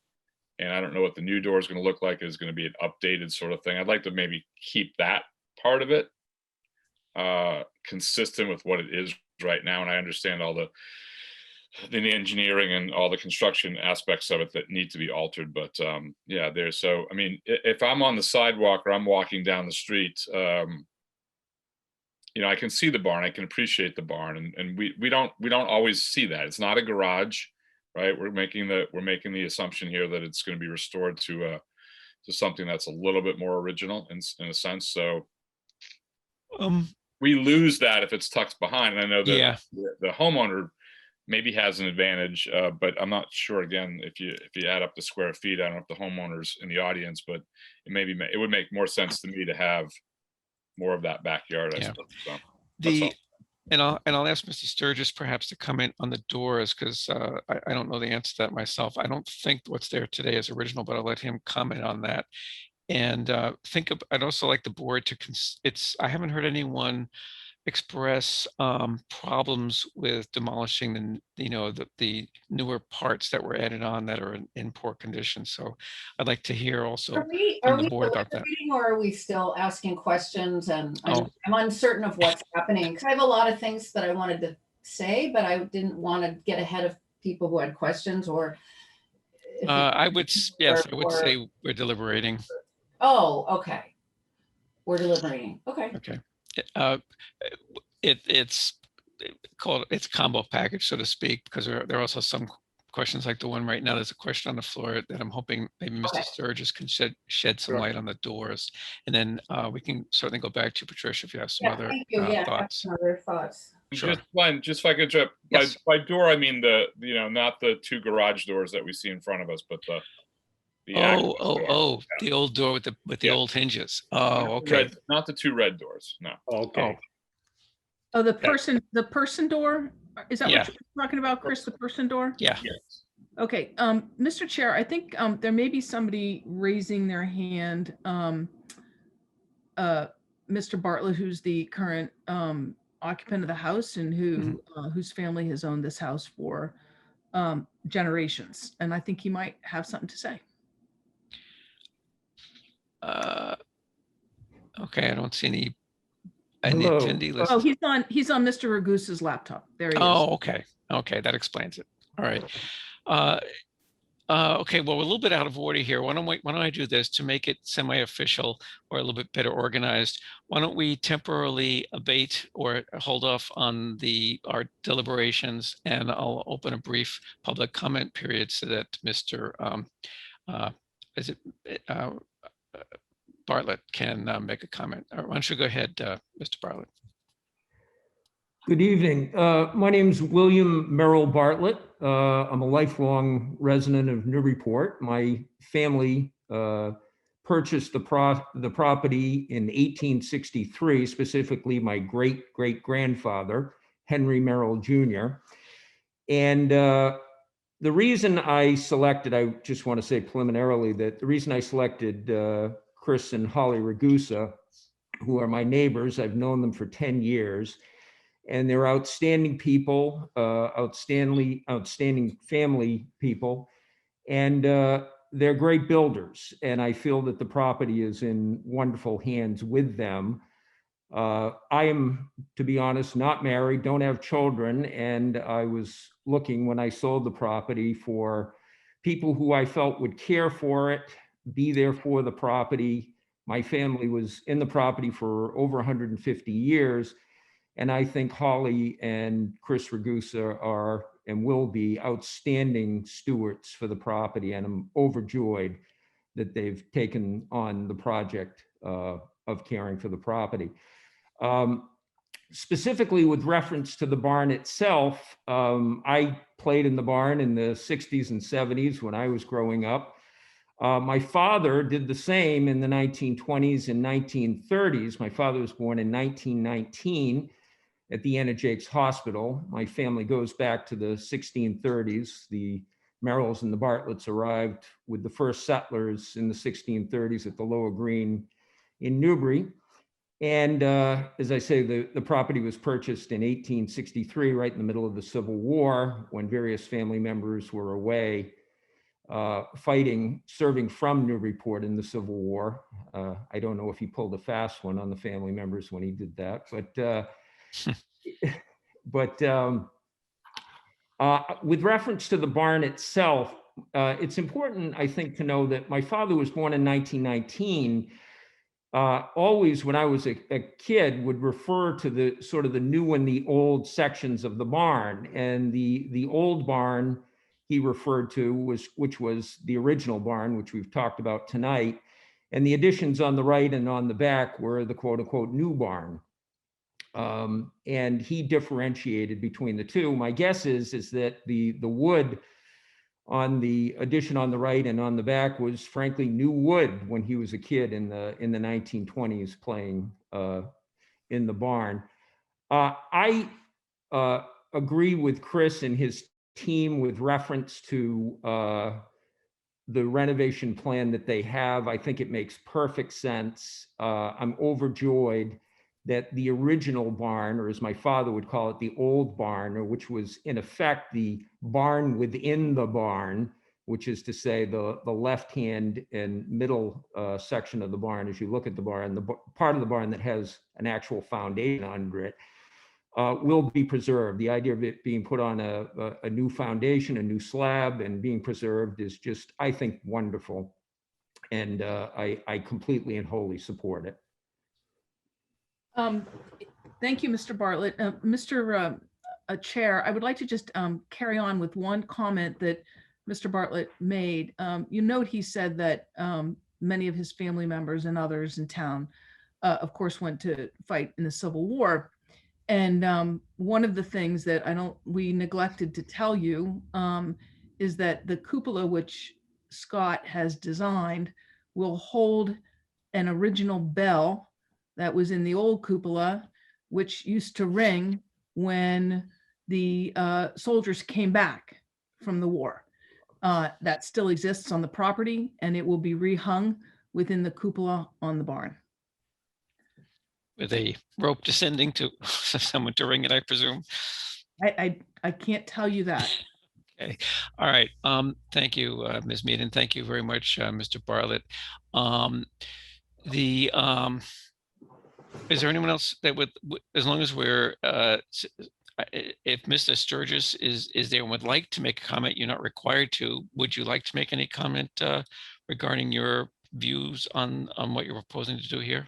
Sure. Just as a follow-up to the group, we're going to save 100% of the original structure, which was about 432 square feet. The addition to the right was about 180 square feet, and the one to the back, I think, has evolved over time, even later and bigger than it should have been originally. So you've got the original structure saved 100% and a small addition put back on. That's about 200 square feet based on the plan. So you have about 600 or 700 square feet of authentic structure on a solid foundation. So I just want to make a point of clarification on that. And secondly, I wanted to further clarify that we are moving this barn intact, that we're not taking it apart. We're going to move it back onto the property as a unit. Once the appendages are removed, we can safely do that with steel and jacks and cribbings and so forth, and move it directly onto the new foundation once the foundation is in place. So I just wanted to talk to distinguish that process with this group. So that allows us to keep that wonderful gable end sheathing intact, the original door to the left intact. Obviously, the two garage doors in red in this picture are much later added roll-up doors and not original. The original door was larger, and that's what's reflected in Scott's design. And finally, I recommended strongly to Chris that they move the building back and make it a useful adaptive reuse. He was wondering whether or not it was worth saving this barn at all, and I convinced him to do so based on that early timber frame, which is very clearly visible in the original part of the barn. And I just wanted to reflect on Christopher's comment about not being able to see the barn. As you drive down High Street, no one goes slow enough to see this barn now. But as you're walking down High Street, I will say that you could see the barn and a beautiful yard if it were moved to the position that is proposed. So I strongly recommended that position to them for that purpose, because currently the elongated barn with the definitive addition most lately added completely blocks what is an absolutely beautiful viewscape from High Street to the back of the yard. The barn being placed on the property where it's proposed gives some privacy for its adaptive reuse, but actually aligns with a beautiful viewscape from High Street to the buildings and the huge trees that you can sort of see in this photograph. But there are beautiful trees that are not on the plan that are going to be retained to really create an authentic viewscape yard that is rare and hard to come by in Newburyport. So I felt that it was important to try and get the barn back further for its best use. And let's face it, if we're not adaptively using these buildings for their best use, we are less likely to save them. But also to open up that yard to really shine. So I just wanted to make those few points, and I'm happy to answer any questions about the structure that you may have.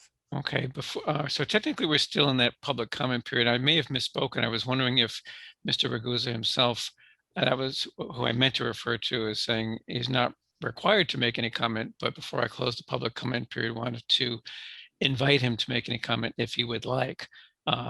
So Mr. Ragusa, would you like to say anything about this? I would. Good evening, Chris Ragusa I live at 278 High Street, and my wife and I own the house at 276 High Street, which we felt very fortunate to have the opportunity to purchase because of primarily the structure and just the yard is really something that on our side of High Street, you just don't have anymore in Newburyport. There's almost like a small forest in the back that we're really proud of, and that we were so nervous that if the house was sold, we felt that the trees would likely be cut down. We even went to tried to talk to Bill initially about buying, enough land to save the trees. And fortunately, it all came together that we were able to buy the entire property. And, Bill is still living there and he can live there as long as he likes. But now we have an opportunity to really save it. So, when we looked at this barn, and, I've always loved old barns and done several projects with Aaron. Him and I have just recently moved a beautiful structure on Strawberry Bank in Portsmouth together. This barn, I think saving that original structure and creating a small, carriage type workshop on the back in that beautiful lot in that forested area is just something that, is really a once in a lifetime opportunity to do. And I'm really excited to be able to be part of it. So I guess I just wanted to say that this, this is not a development project. I'm not a developer. I know someone mentioned that I'm a builder, and that's what I've done all my life and all I'll ever do. So this is a project for me and my family. So I think that's all I have to say. Do you have any questions for me in general? Just that you confused me with one thing. You said that Bill's going to continue to live there, Mr. Bartlett. Are you planning to at some point move into the house? Not that it's relevant particularly, Are you but asking Bill or myself? I'm asking Mr. Ragusa. Oh, we I can't answer that honestly. I just haven't thought about it. I just did a major renovation on my home next door, so I'm really not looking that far down the road right now with it. And plus, I really want Bill to live there as long as he wants, and he doesn't have any plans at the moment to leave, so we're happy with a good neighbor. All right, sounds like an interesting arrangement. Okay, then I'm going to formally close the public comment period and go back to our panel. I know Patricia had some comments to make, and anyone else was able to too. So why don't I go ahead and start with you, Patricia? Yeah, thank you. I'm conflicted on this, and I invite my fellow commissioners to change my mind in either direction. I'm starting from, the public's preservation perspective rather than the preservation of someone involved in a project. And I look at the fact that the intent of the DCOD ordinance is to prevent even the partial tearing down or the moving from one portion of a lot to another of an historic building. And so as Mark and some others were explaining, the carriage barn would go from prominent in its current location to visible, right, in the backyard, but really more not part of the public streetscape anymore, part of, the private backyard. And I like how prominent it is, just like the carriage barn at 24 Broad and 195 High. These sort of ancillary structures are great evidence of the social economic life. In this case, when Merrill owned it, he did have tenants who used the carriage barn for their trade. There was Paul Lunt made felt shoes there. You can look in the city directory and the Daily News and see advertisements for his business there. So those additions were, to create the workshop space that Mr. Ragusa just referred to, workshop space. It's great. So they weren't just, idle storage spaces, but really utilitarian spaces, a lot of times rented out to tradesmen or retail. I thought it was funny in the Daily News, it mentioned that Walter Bartlett, who lived there in 1926, he was the secretary of the Newburyport Citizens Alliance to support prohibition. So then I started wondering if anyone went out to sneak a drink in the barn ever. We don't have many of these structures left. This is a rare one that's listed as contributory along with the house on the district data sheets. Very unusual. And the city's starting to work on updating its inventory of historic properties, partly to document buildings like this one. And Boston has lost so many of them, right? The Boston Preservation Alliance has said, these sort of carriage houses, they document neighborhood development, the everyday life of people, the history of travel, and they have a lot of architectural charm. I also looked at the standards for rehabilitation and the secretary standards for the building site. And as you can imagine, the secretary recommends against removing or relocating buildings and destroying the relationship between buildings to one another and substantially changing their features so that their character is diminished. I like the simplicity of this historic building. And I feel like the garage that's depicted in the proposed elevations is a very different structure. And I wonder if couldn't more of the simplicity be retained, you know, the sort of curved corners of the doors. Can the hayloft door be retained? You know, can the real barn or cottage house look remain rather than the metal roof over the entryway? And there's more stuff that I could look at in the standards, but it sounds like the barn is being moved to where it's being moved, you know, as preference and convenience. Obviously, the ideal preservation outcome for me would be that it's, you know, moved and then moved back onto a new foundation and that it stays there. On the other hand, I don't want the city to lose the barn, you know, in its entirety, either because of ongoing neglect or an expired demo delay. And I acknowledge that Mr. Sturgis is really the gold standard, and that if he says he's going to fix the framing to guarantee its continued existence for decades to come, then that's a positive preservation outcome as well. And barns and outbuildings were moved from time to time. So I could be, you know, convinced that moving it is acceptable, although it's really sad for the public to use it. Being able to peek at it in the back of the lot, it just isn't the same as having it where it is. I think it strikes me as a project that's more like losing the historic carriage barn in the streetscape. But then the trade-off is you preserve the vintage framing, but then, you know, it's in a private backyard. And I think the design is not entirely coherent with the simplicity of this. It seems like it looks very contemporary. So somebody, you know, somebody help me make up my mind. Somebody on the commission, please. Quick question for anyone on the applicant's side there, maybe Attorney Mead knows. Do you have a date on the ZBA's calendar yet? No, because we're not permitted to file until after 21 days that we have filed with Historic Commission, and that runs this week. I see. That just sounds like that. I know that's we were supposed to submit a report in 20 days. So that sounds like what that's all about. There's two different timeframes, and Andy can speak to this. But in order to get, the whole idea is in order to give the commission the opportunity to comment prior to the zoning board's time period by which they have to hear it. Right.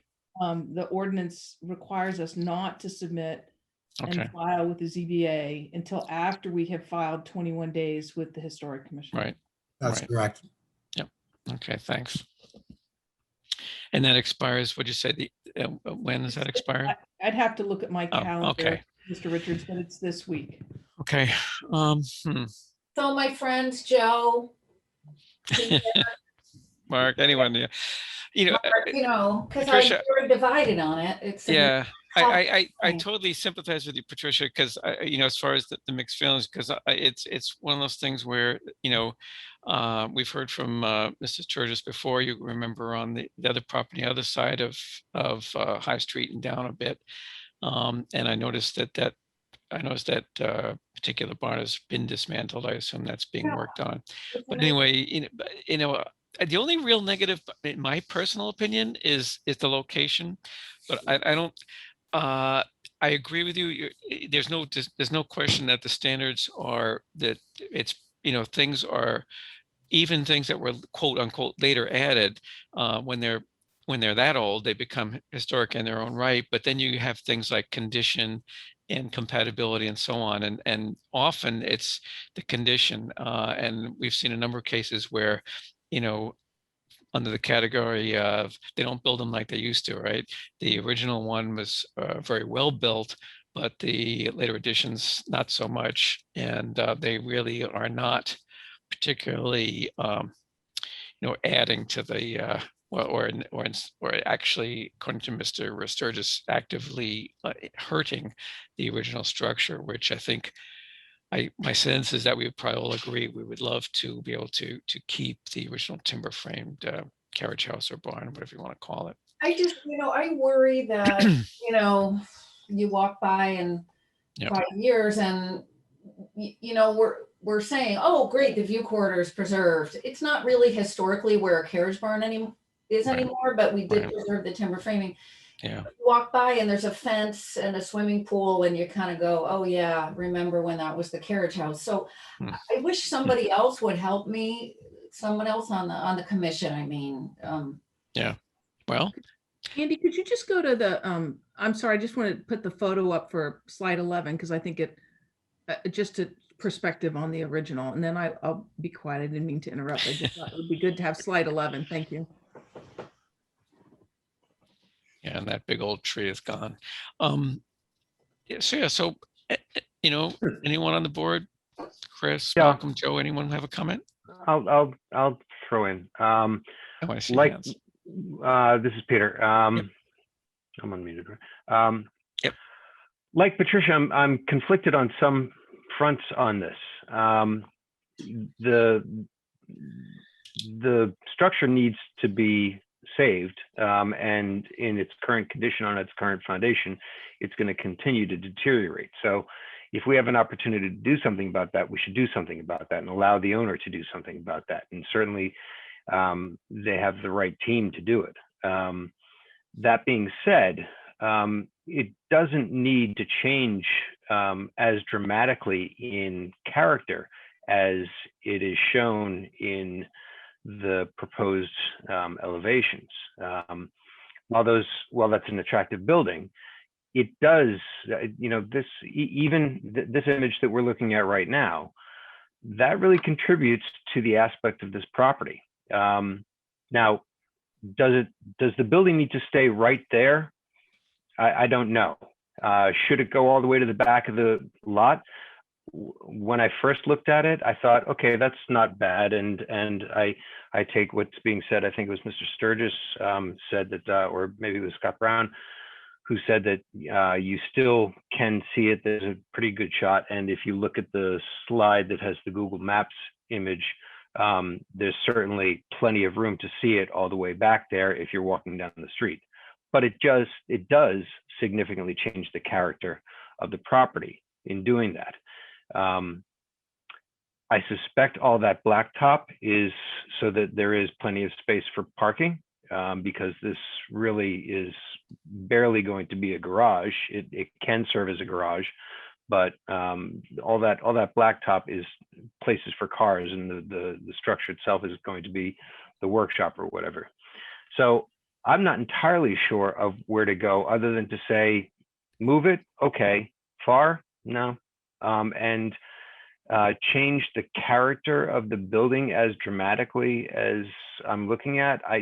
While I like those drawings, I don't think it's necessary to redefine it. It is a beautiful building in its simplicity, and we do lose that hayloft door. We do lose the window between the carriage door and the person door. We do move the carriage door and the person door closer together.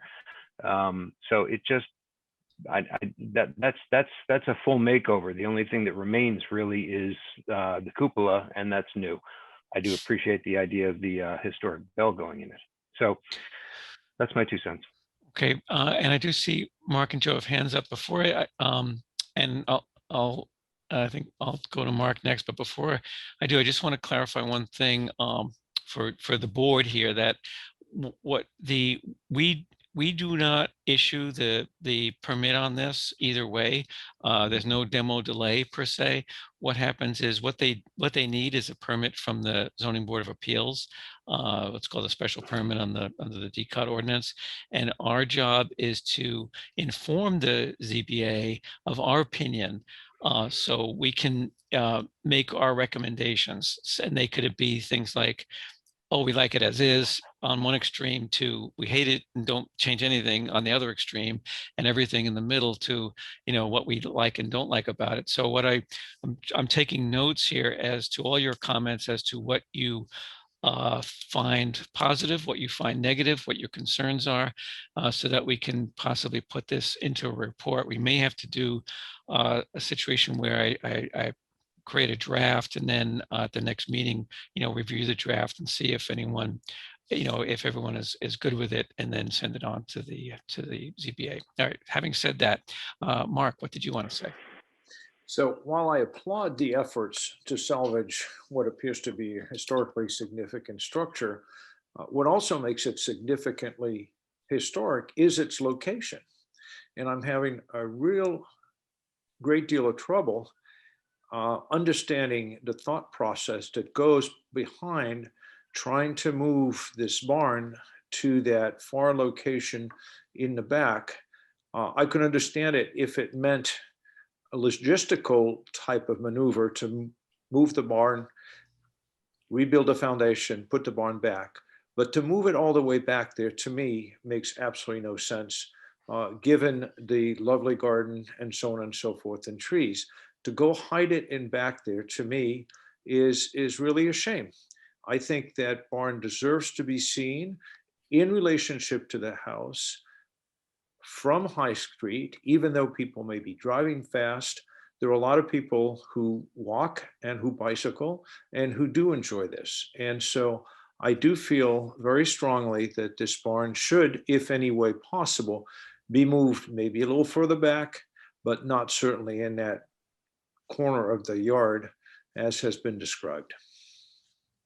Okay, thanks, Mark. And Joe, I think you wanted to make a comment. Yeah, I totally agree with everything Peter and Mark have just said. I feel the same. There's something just very strange about this project, and I can't really understand why you would move it to the back of the site if it is actually currently serving as a garage. So there's something about and I can't put my finger on it, the discussion about use and then adaptive reuse. Okay, if it were clearly, it's a different use, because I don't think anybody would logically place their garage at the back of a site and then walk back to their house every day. That doesn't make any sense. So, okay, it's a workshop. I mean, it's not a barn. There's no animals there. It's a workshop. Okay, so you're going to move it away from the house because maybe there's, noisy equipment. I don't know.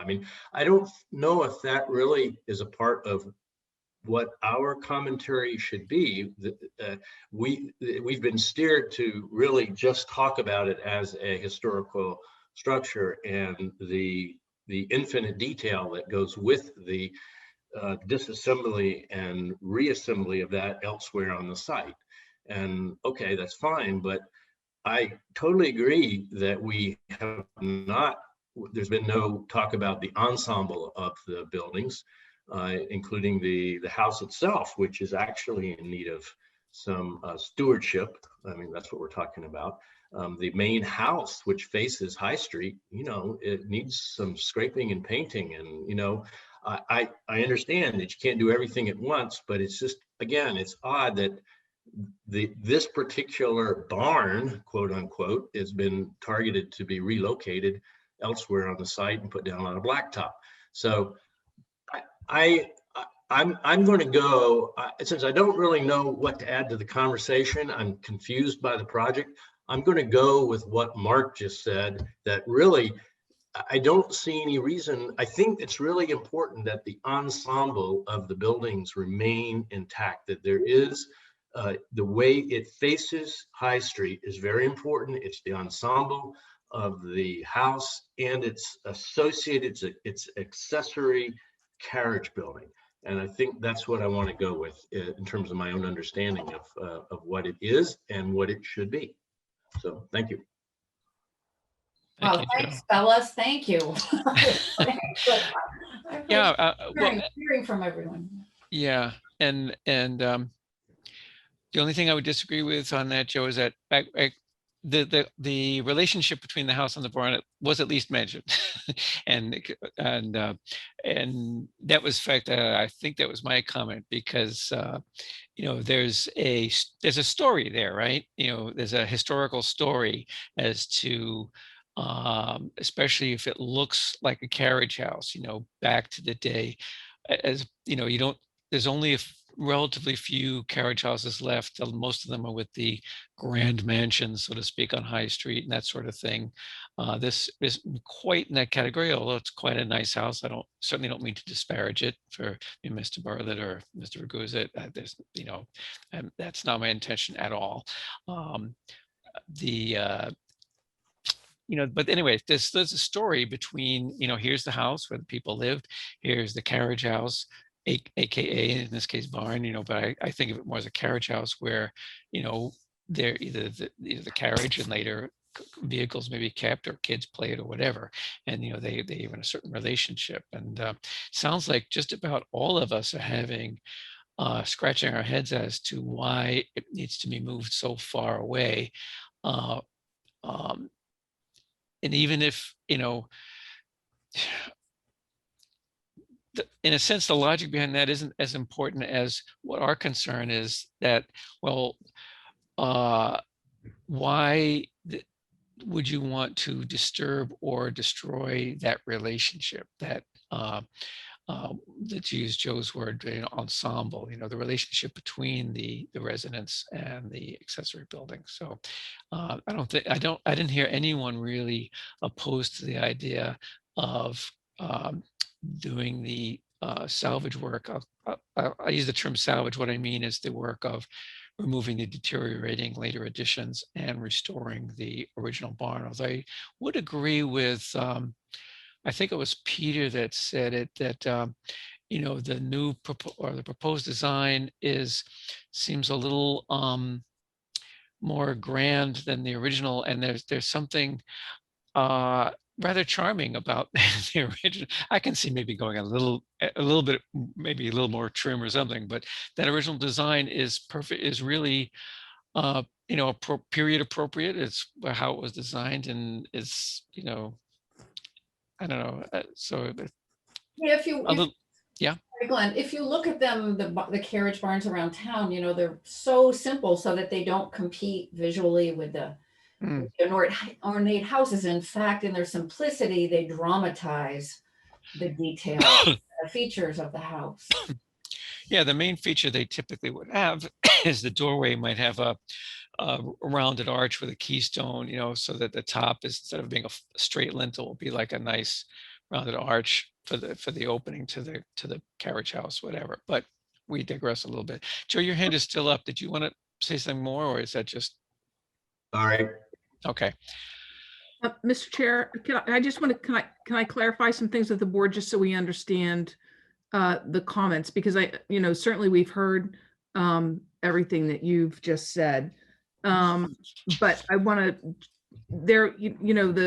as the new owners, kind of wait and look and see and think about how they're going to reuse this property, and incorporate the use of the barn, which really isn't the size for a garage necessarily, to one of the earlier points, but needs to be saved because it's an integral part of the property. But how do you use it so that it doesn't get in the way in the use of the rest of the property, which is what we're really trying to figure out here. So with that, and having heard that, to just kind of clarify so that we can go back and listen to your comments and potentially make adjustments before we go to the ZBA. I didn't hear any real objections to the preservation of the original structure and removing those later added additions. I think that's an accurate statement. I hear and Scott hears your comments related to the design. We hear that.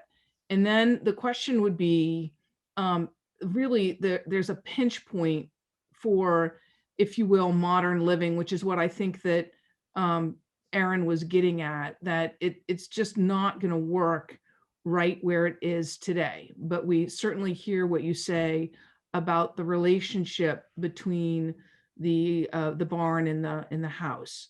But so if you balance that, and we hear that, obviously most of the commission members or all the commission members have a concern about moving it to the back left corner.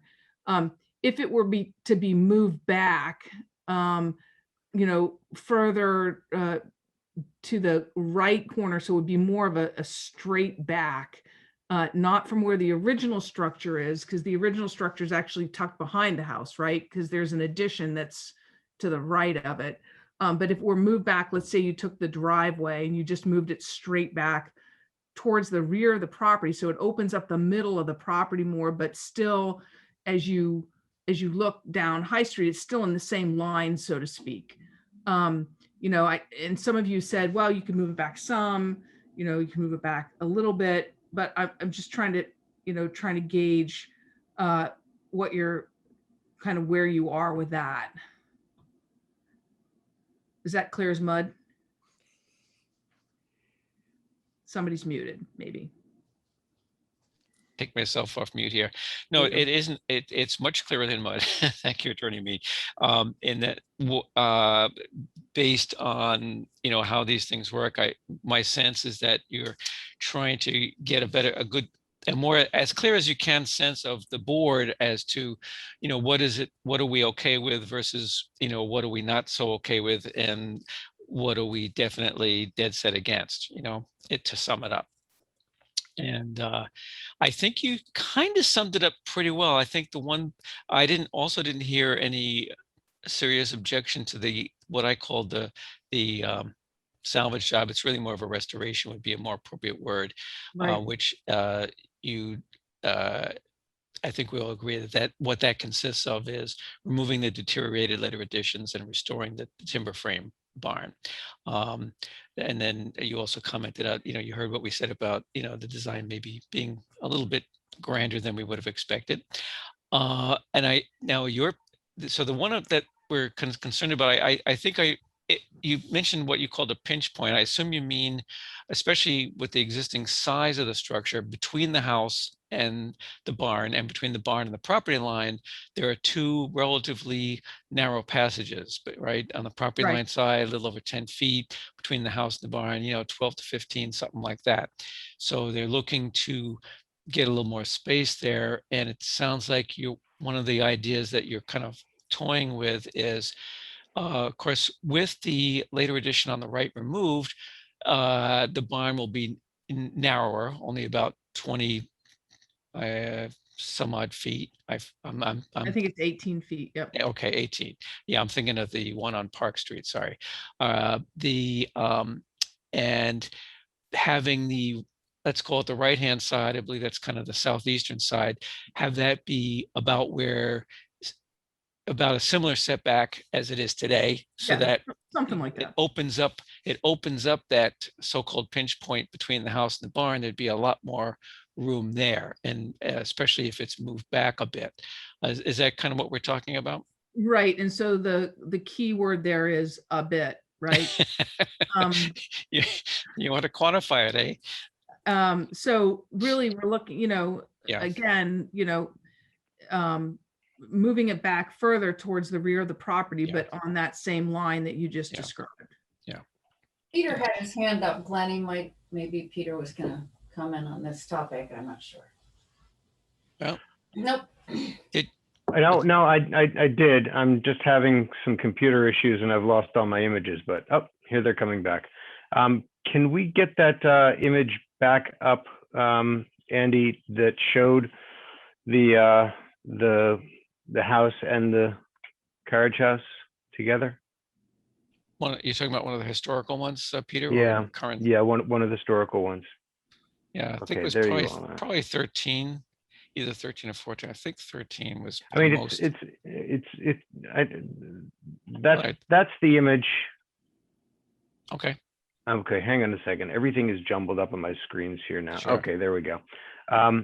So that's the money shot for me. That's the image that helps me decide what I think works here. And everything that Attorney Mead just said, you know, rings of compromise and flexibility, which is good. So, you know, I just want to say specifically, moving it somewhat from its current position, maybe a little bit back, certainly off to the side once the additions are removed, makes a difference.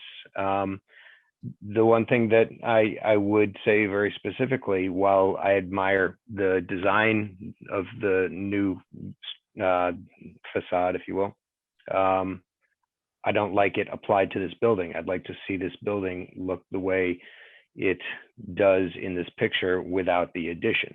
So, you know, move it somewhat back, maybe move it off to the right, open up that space between the two buildings a bit to make that a functional space. And that I would be totally Right. behind. And just that we all kind of understand what we mean by, and I'll try to my best, Attorney Mead, to quantify, you know, a bit here. So if you can imagine looking at this photo, there are two garage doors. So now imagine that the one on the right is gone, and we're back to the original front width of the original barn. We'll use the term barn regardless of whether it's a carriage house or barn. Now take that and slide it to the right, so it's approximately where the right-hand side is now, right? So now you've moved the whole thing over probably about, I don't know, maybe 12 feet or so. I don't know what the width of that addition is, but it's probably in that ballpark. So you've reduced that so-called pinch point by 12 feet. And then if you take another, you know, move it, I think you could afford to move it back, I don't know, 12, 15 feet without losing that relationship with the house. But I'd be interested to hear if people like Joe, Patricia, and Peter agree that if that's too much or not. Well, Chair Richards, yeah, there's a technical issue here too. I Sure. mean, I think ideally you would build a foundation and move it once, and you wouldn't move it back. But that's not to say they can't jack it up and build a new foundation under it. I think, I don't know. There's some technical wizardry that has to occur probably once they strip off the existing light frame additions to the original timber structure. So, but I think that if they wanted to build a separate foundation, say immediately behind it, I think I would be okay with that. Just if that's a facilitator for getting the work done, that would be okay with me. Mm-hmm. Well, I think that we'll certainly listen to all the comments of the board. We really have some functionality issues. I think also, when we draw it and take a look at it, we're gonna, you're gonna have a better view of it, quite frankly. If it moves over and back, you're gonna have a better view of it. So that better view may help or aid in the relationship, even if it's back further, maybe not back to the very corner, but maybe back more than 10 or 15 feet, right? So I think that we're gonna need to take a look at it, do some perspectives. We certainly appreciate the comments from the commission, and we'll try to address those to the extent possible. So you can put all your comments obviously in your advisory report, and what we'll do is try to address them to the extent possible when we go to the ZBA. Okay, so you've kind of answered the question that I was going to ask, which was going to be, should I hold off drafting that? But it sounds like no, I should go ahead and write up all these things we've discussed tonight. I've got a pretty good idea of what that is. I probably will still want to review it with this board, and when we meet again in 2 weeks, Attorney Mead, just to make sure, because there was a lot of discussion. I want to make sure. I think I've got a pretty good handle on it, but I want to, be sure I've got that right. And then, it sounds like you don't plan to come back to us, but we'll take everything you've heard tonight. I'm not going to add anything new in the report, certainly. So, and you can take that. to the, well, the ZBA will have that, and they'll also have how, whatever you and Scott and Mr. Ragusa, whatever, are able to do to address those. Does that Right. sound fair? Yes, that would be a good process. Okay. All right, then, I guess,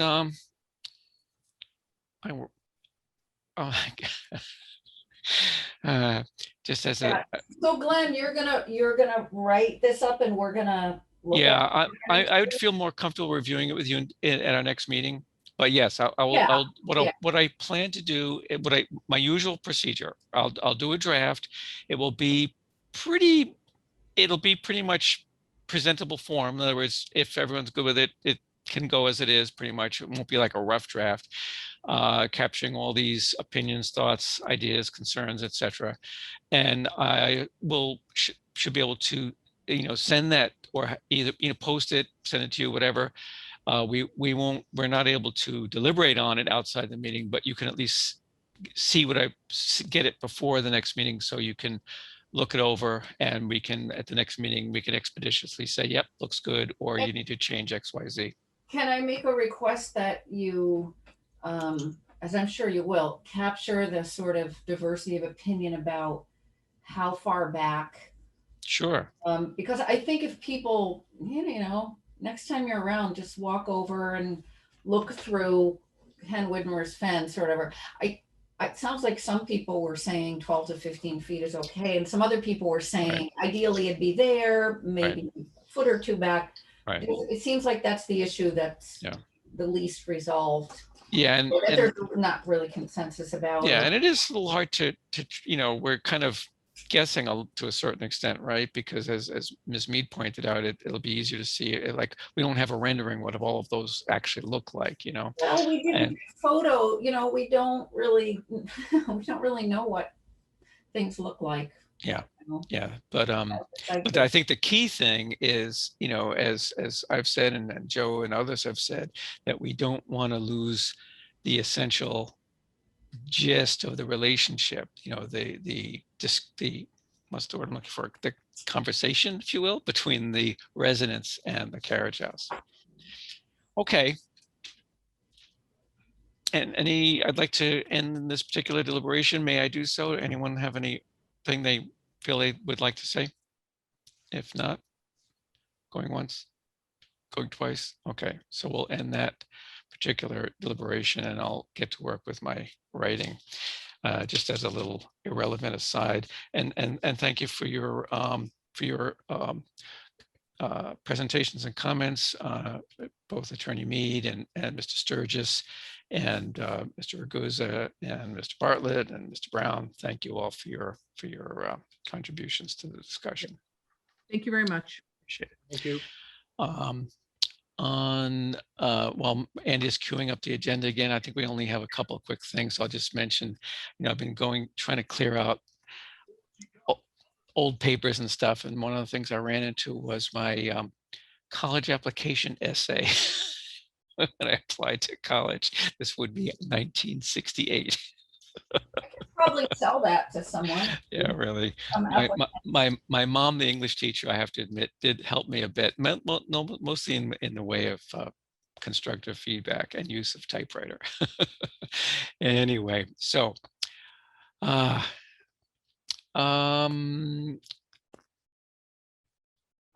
minutes from the 22nd of April. I know I took a look at them. They look good to me. Did anyone have any issue with them, or is there a motion to approve them?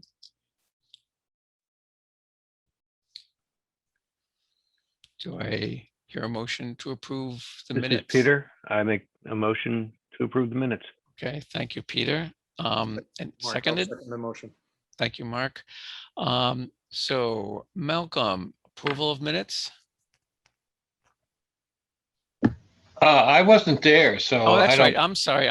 You were R for recusal. So sorry, I forgot. Okay. Mark, you were here. Yes. Approve. Okay, Chris Fay was absent. He's Peter McNamee. Yes. You were here, right? Yep. Okay. Joe Morgan was here, right? Yes. Okay. Patricia was absent. she's R, and the chair was here, and he is in favor of approving the draft, so that they are officially approved, the draft minutes that is. And by the way, on that note, Andy, I may need to refer to this discussion we just had. Will someone be able to post the video relatively soon if I need to refer to it? Yeah. Great. Yep. All right, thanks. Diane will typically do it tomorrow morning, so. Oh, great. That'd be shouldn't be long, but- wonderful. Not sure I'll get to it that fast, but that'd be great. Okay. As far as updates from the chair, the only update I'll just mention, I sent you all an email. Diane was kind enough to post a link to that map I made mention of at our prior meeting. I'm not really asking you to do anything about it, but you should at least take a look, and just to see what we're up against in terms of the sheer quantity of stuff. Boy, in a way, it's a that's an expression, something of riches. Anyway, when you've got so much of something, that becomes a negative thing. We have so An many embarrassment of riches. Thank you, Peter. It's we've got so many wonderful old properties, and of course a few unwonderful old properties. But so we are working on it. Andy, is there any update from you as far as working on the requests for proposals on that? No, we will circle back with you and Patricia on that. Okay. Okay, so no, I don't have any further updates. I think we are ready to take a vote on adjournment unless someone has anything else they want to include before we adjourn. And make a motion to adjourn the meeting. Okay, thank you, Mark. That was you, Mark, right, Mark? Indeed. Okay. Okay, is that seconded? I second it. This is Joe. Okay, thank you, Joe. Okay, we'll go through the roll. Malcolm, now you can vote on this one. I think we should adjourn. Okay, I'm glad you've given it very deliberate thought. Mark Centrone. I think alike. Okay, very good. Mr. Fay. Yes. Okay, I know I like to not stay up too late. Mr. McNamee. Yes. Okay, Joe Morgan. Yes. And Patricia Pecknick. Yes. And the chair votes yes. But before we officially adjourn, I will say to you, Mr. Fay, I know you don't like meetings to go wicked late. You can, if it's any consolation, the ZBA meeting, which I attended nearly all of, went past midnight the other night. Okay, folks. Well, that's all for tonight. Thank you all for your contributions. I really appreciate the diversity of opinion. I appreciate all your input.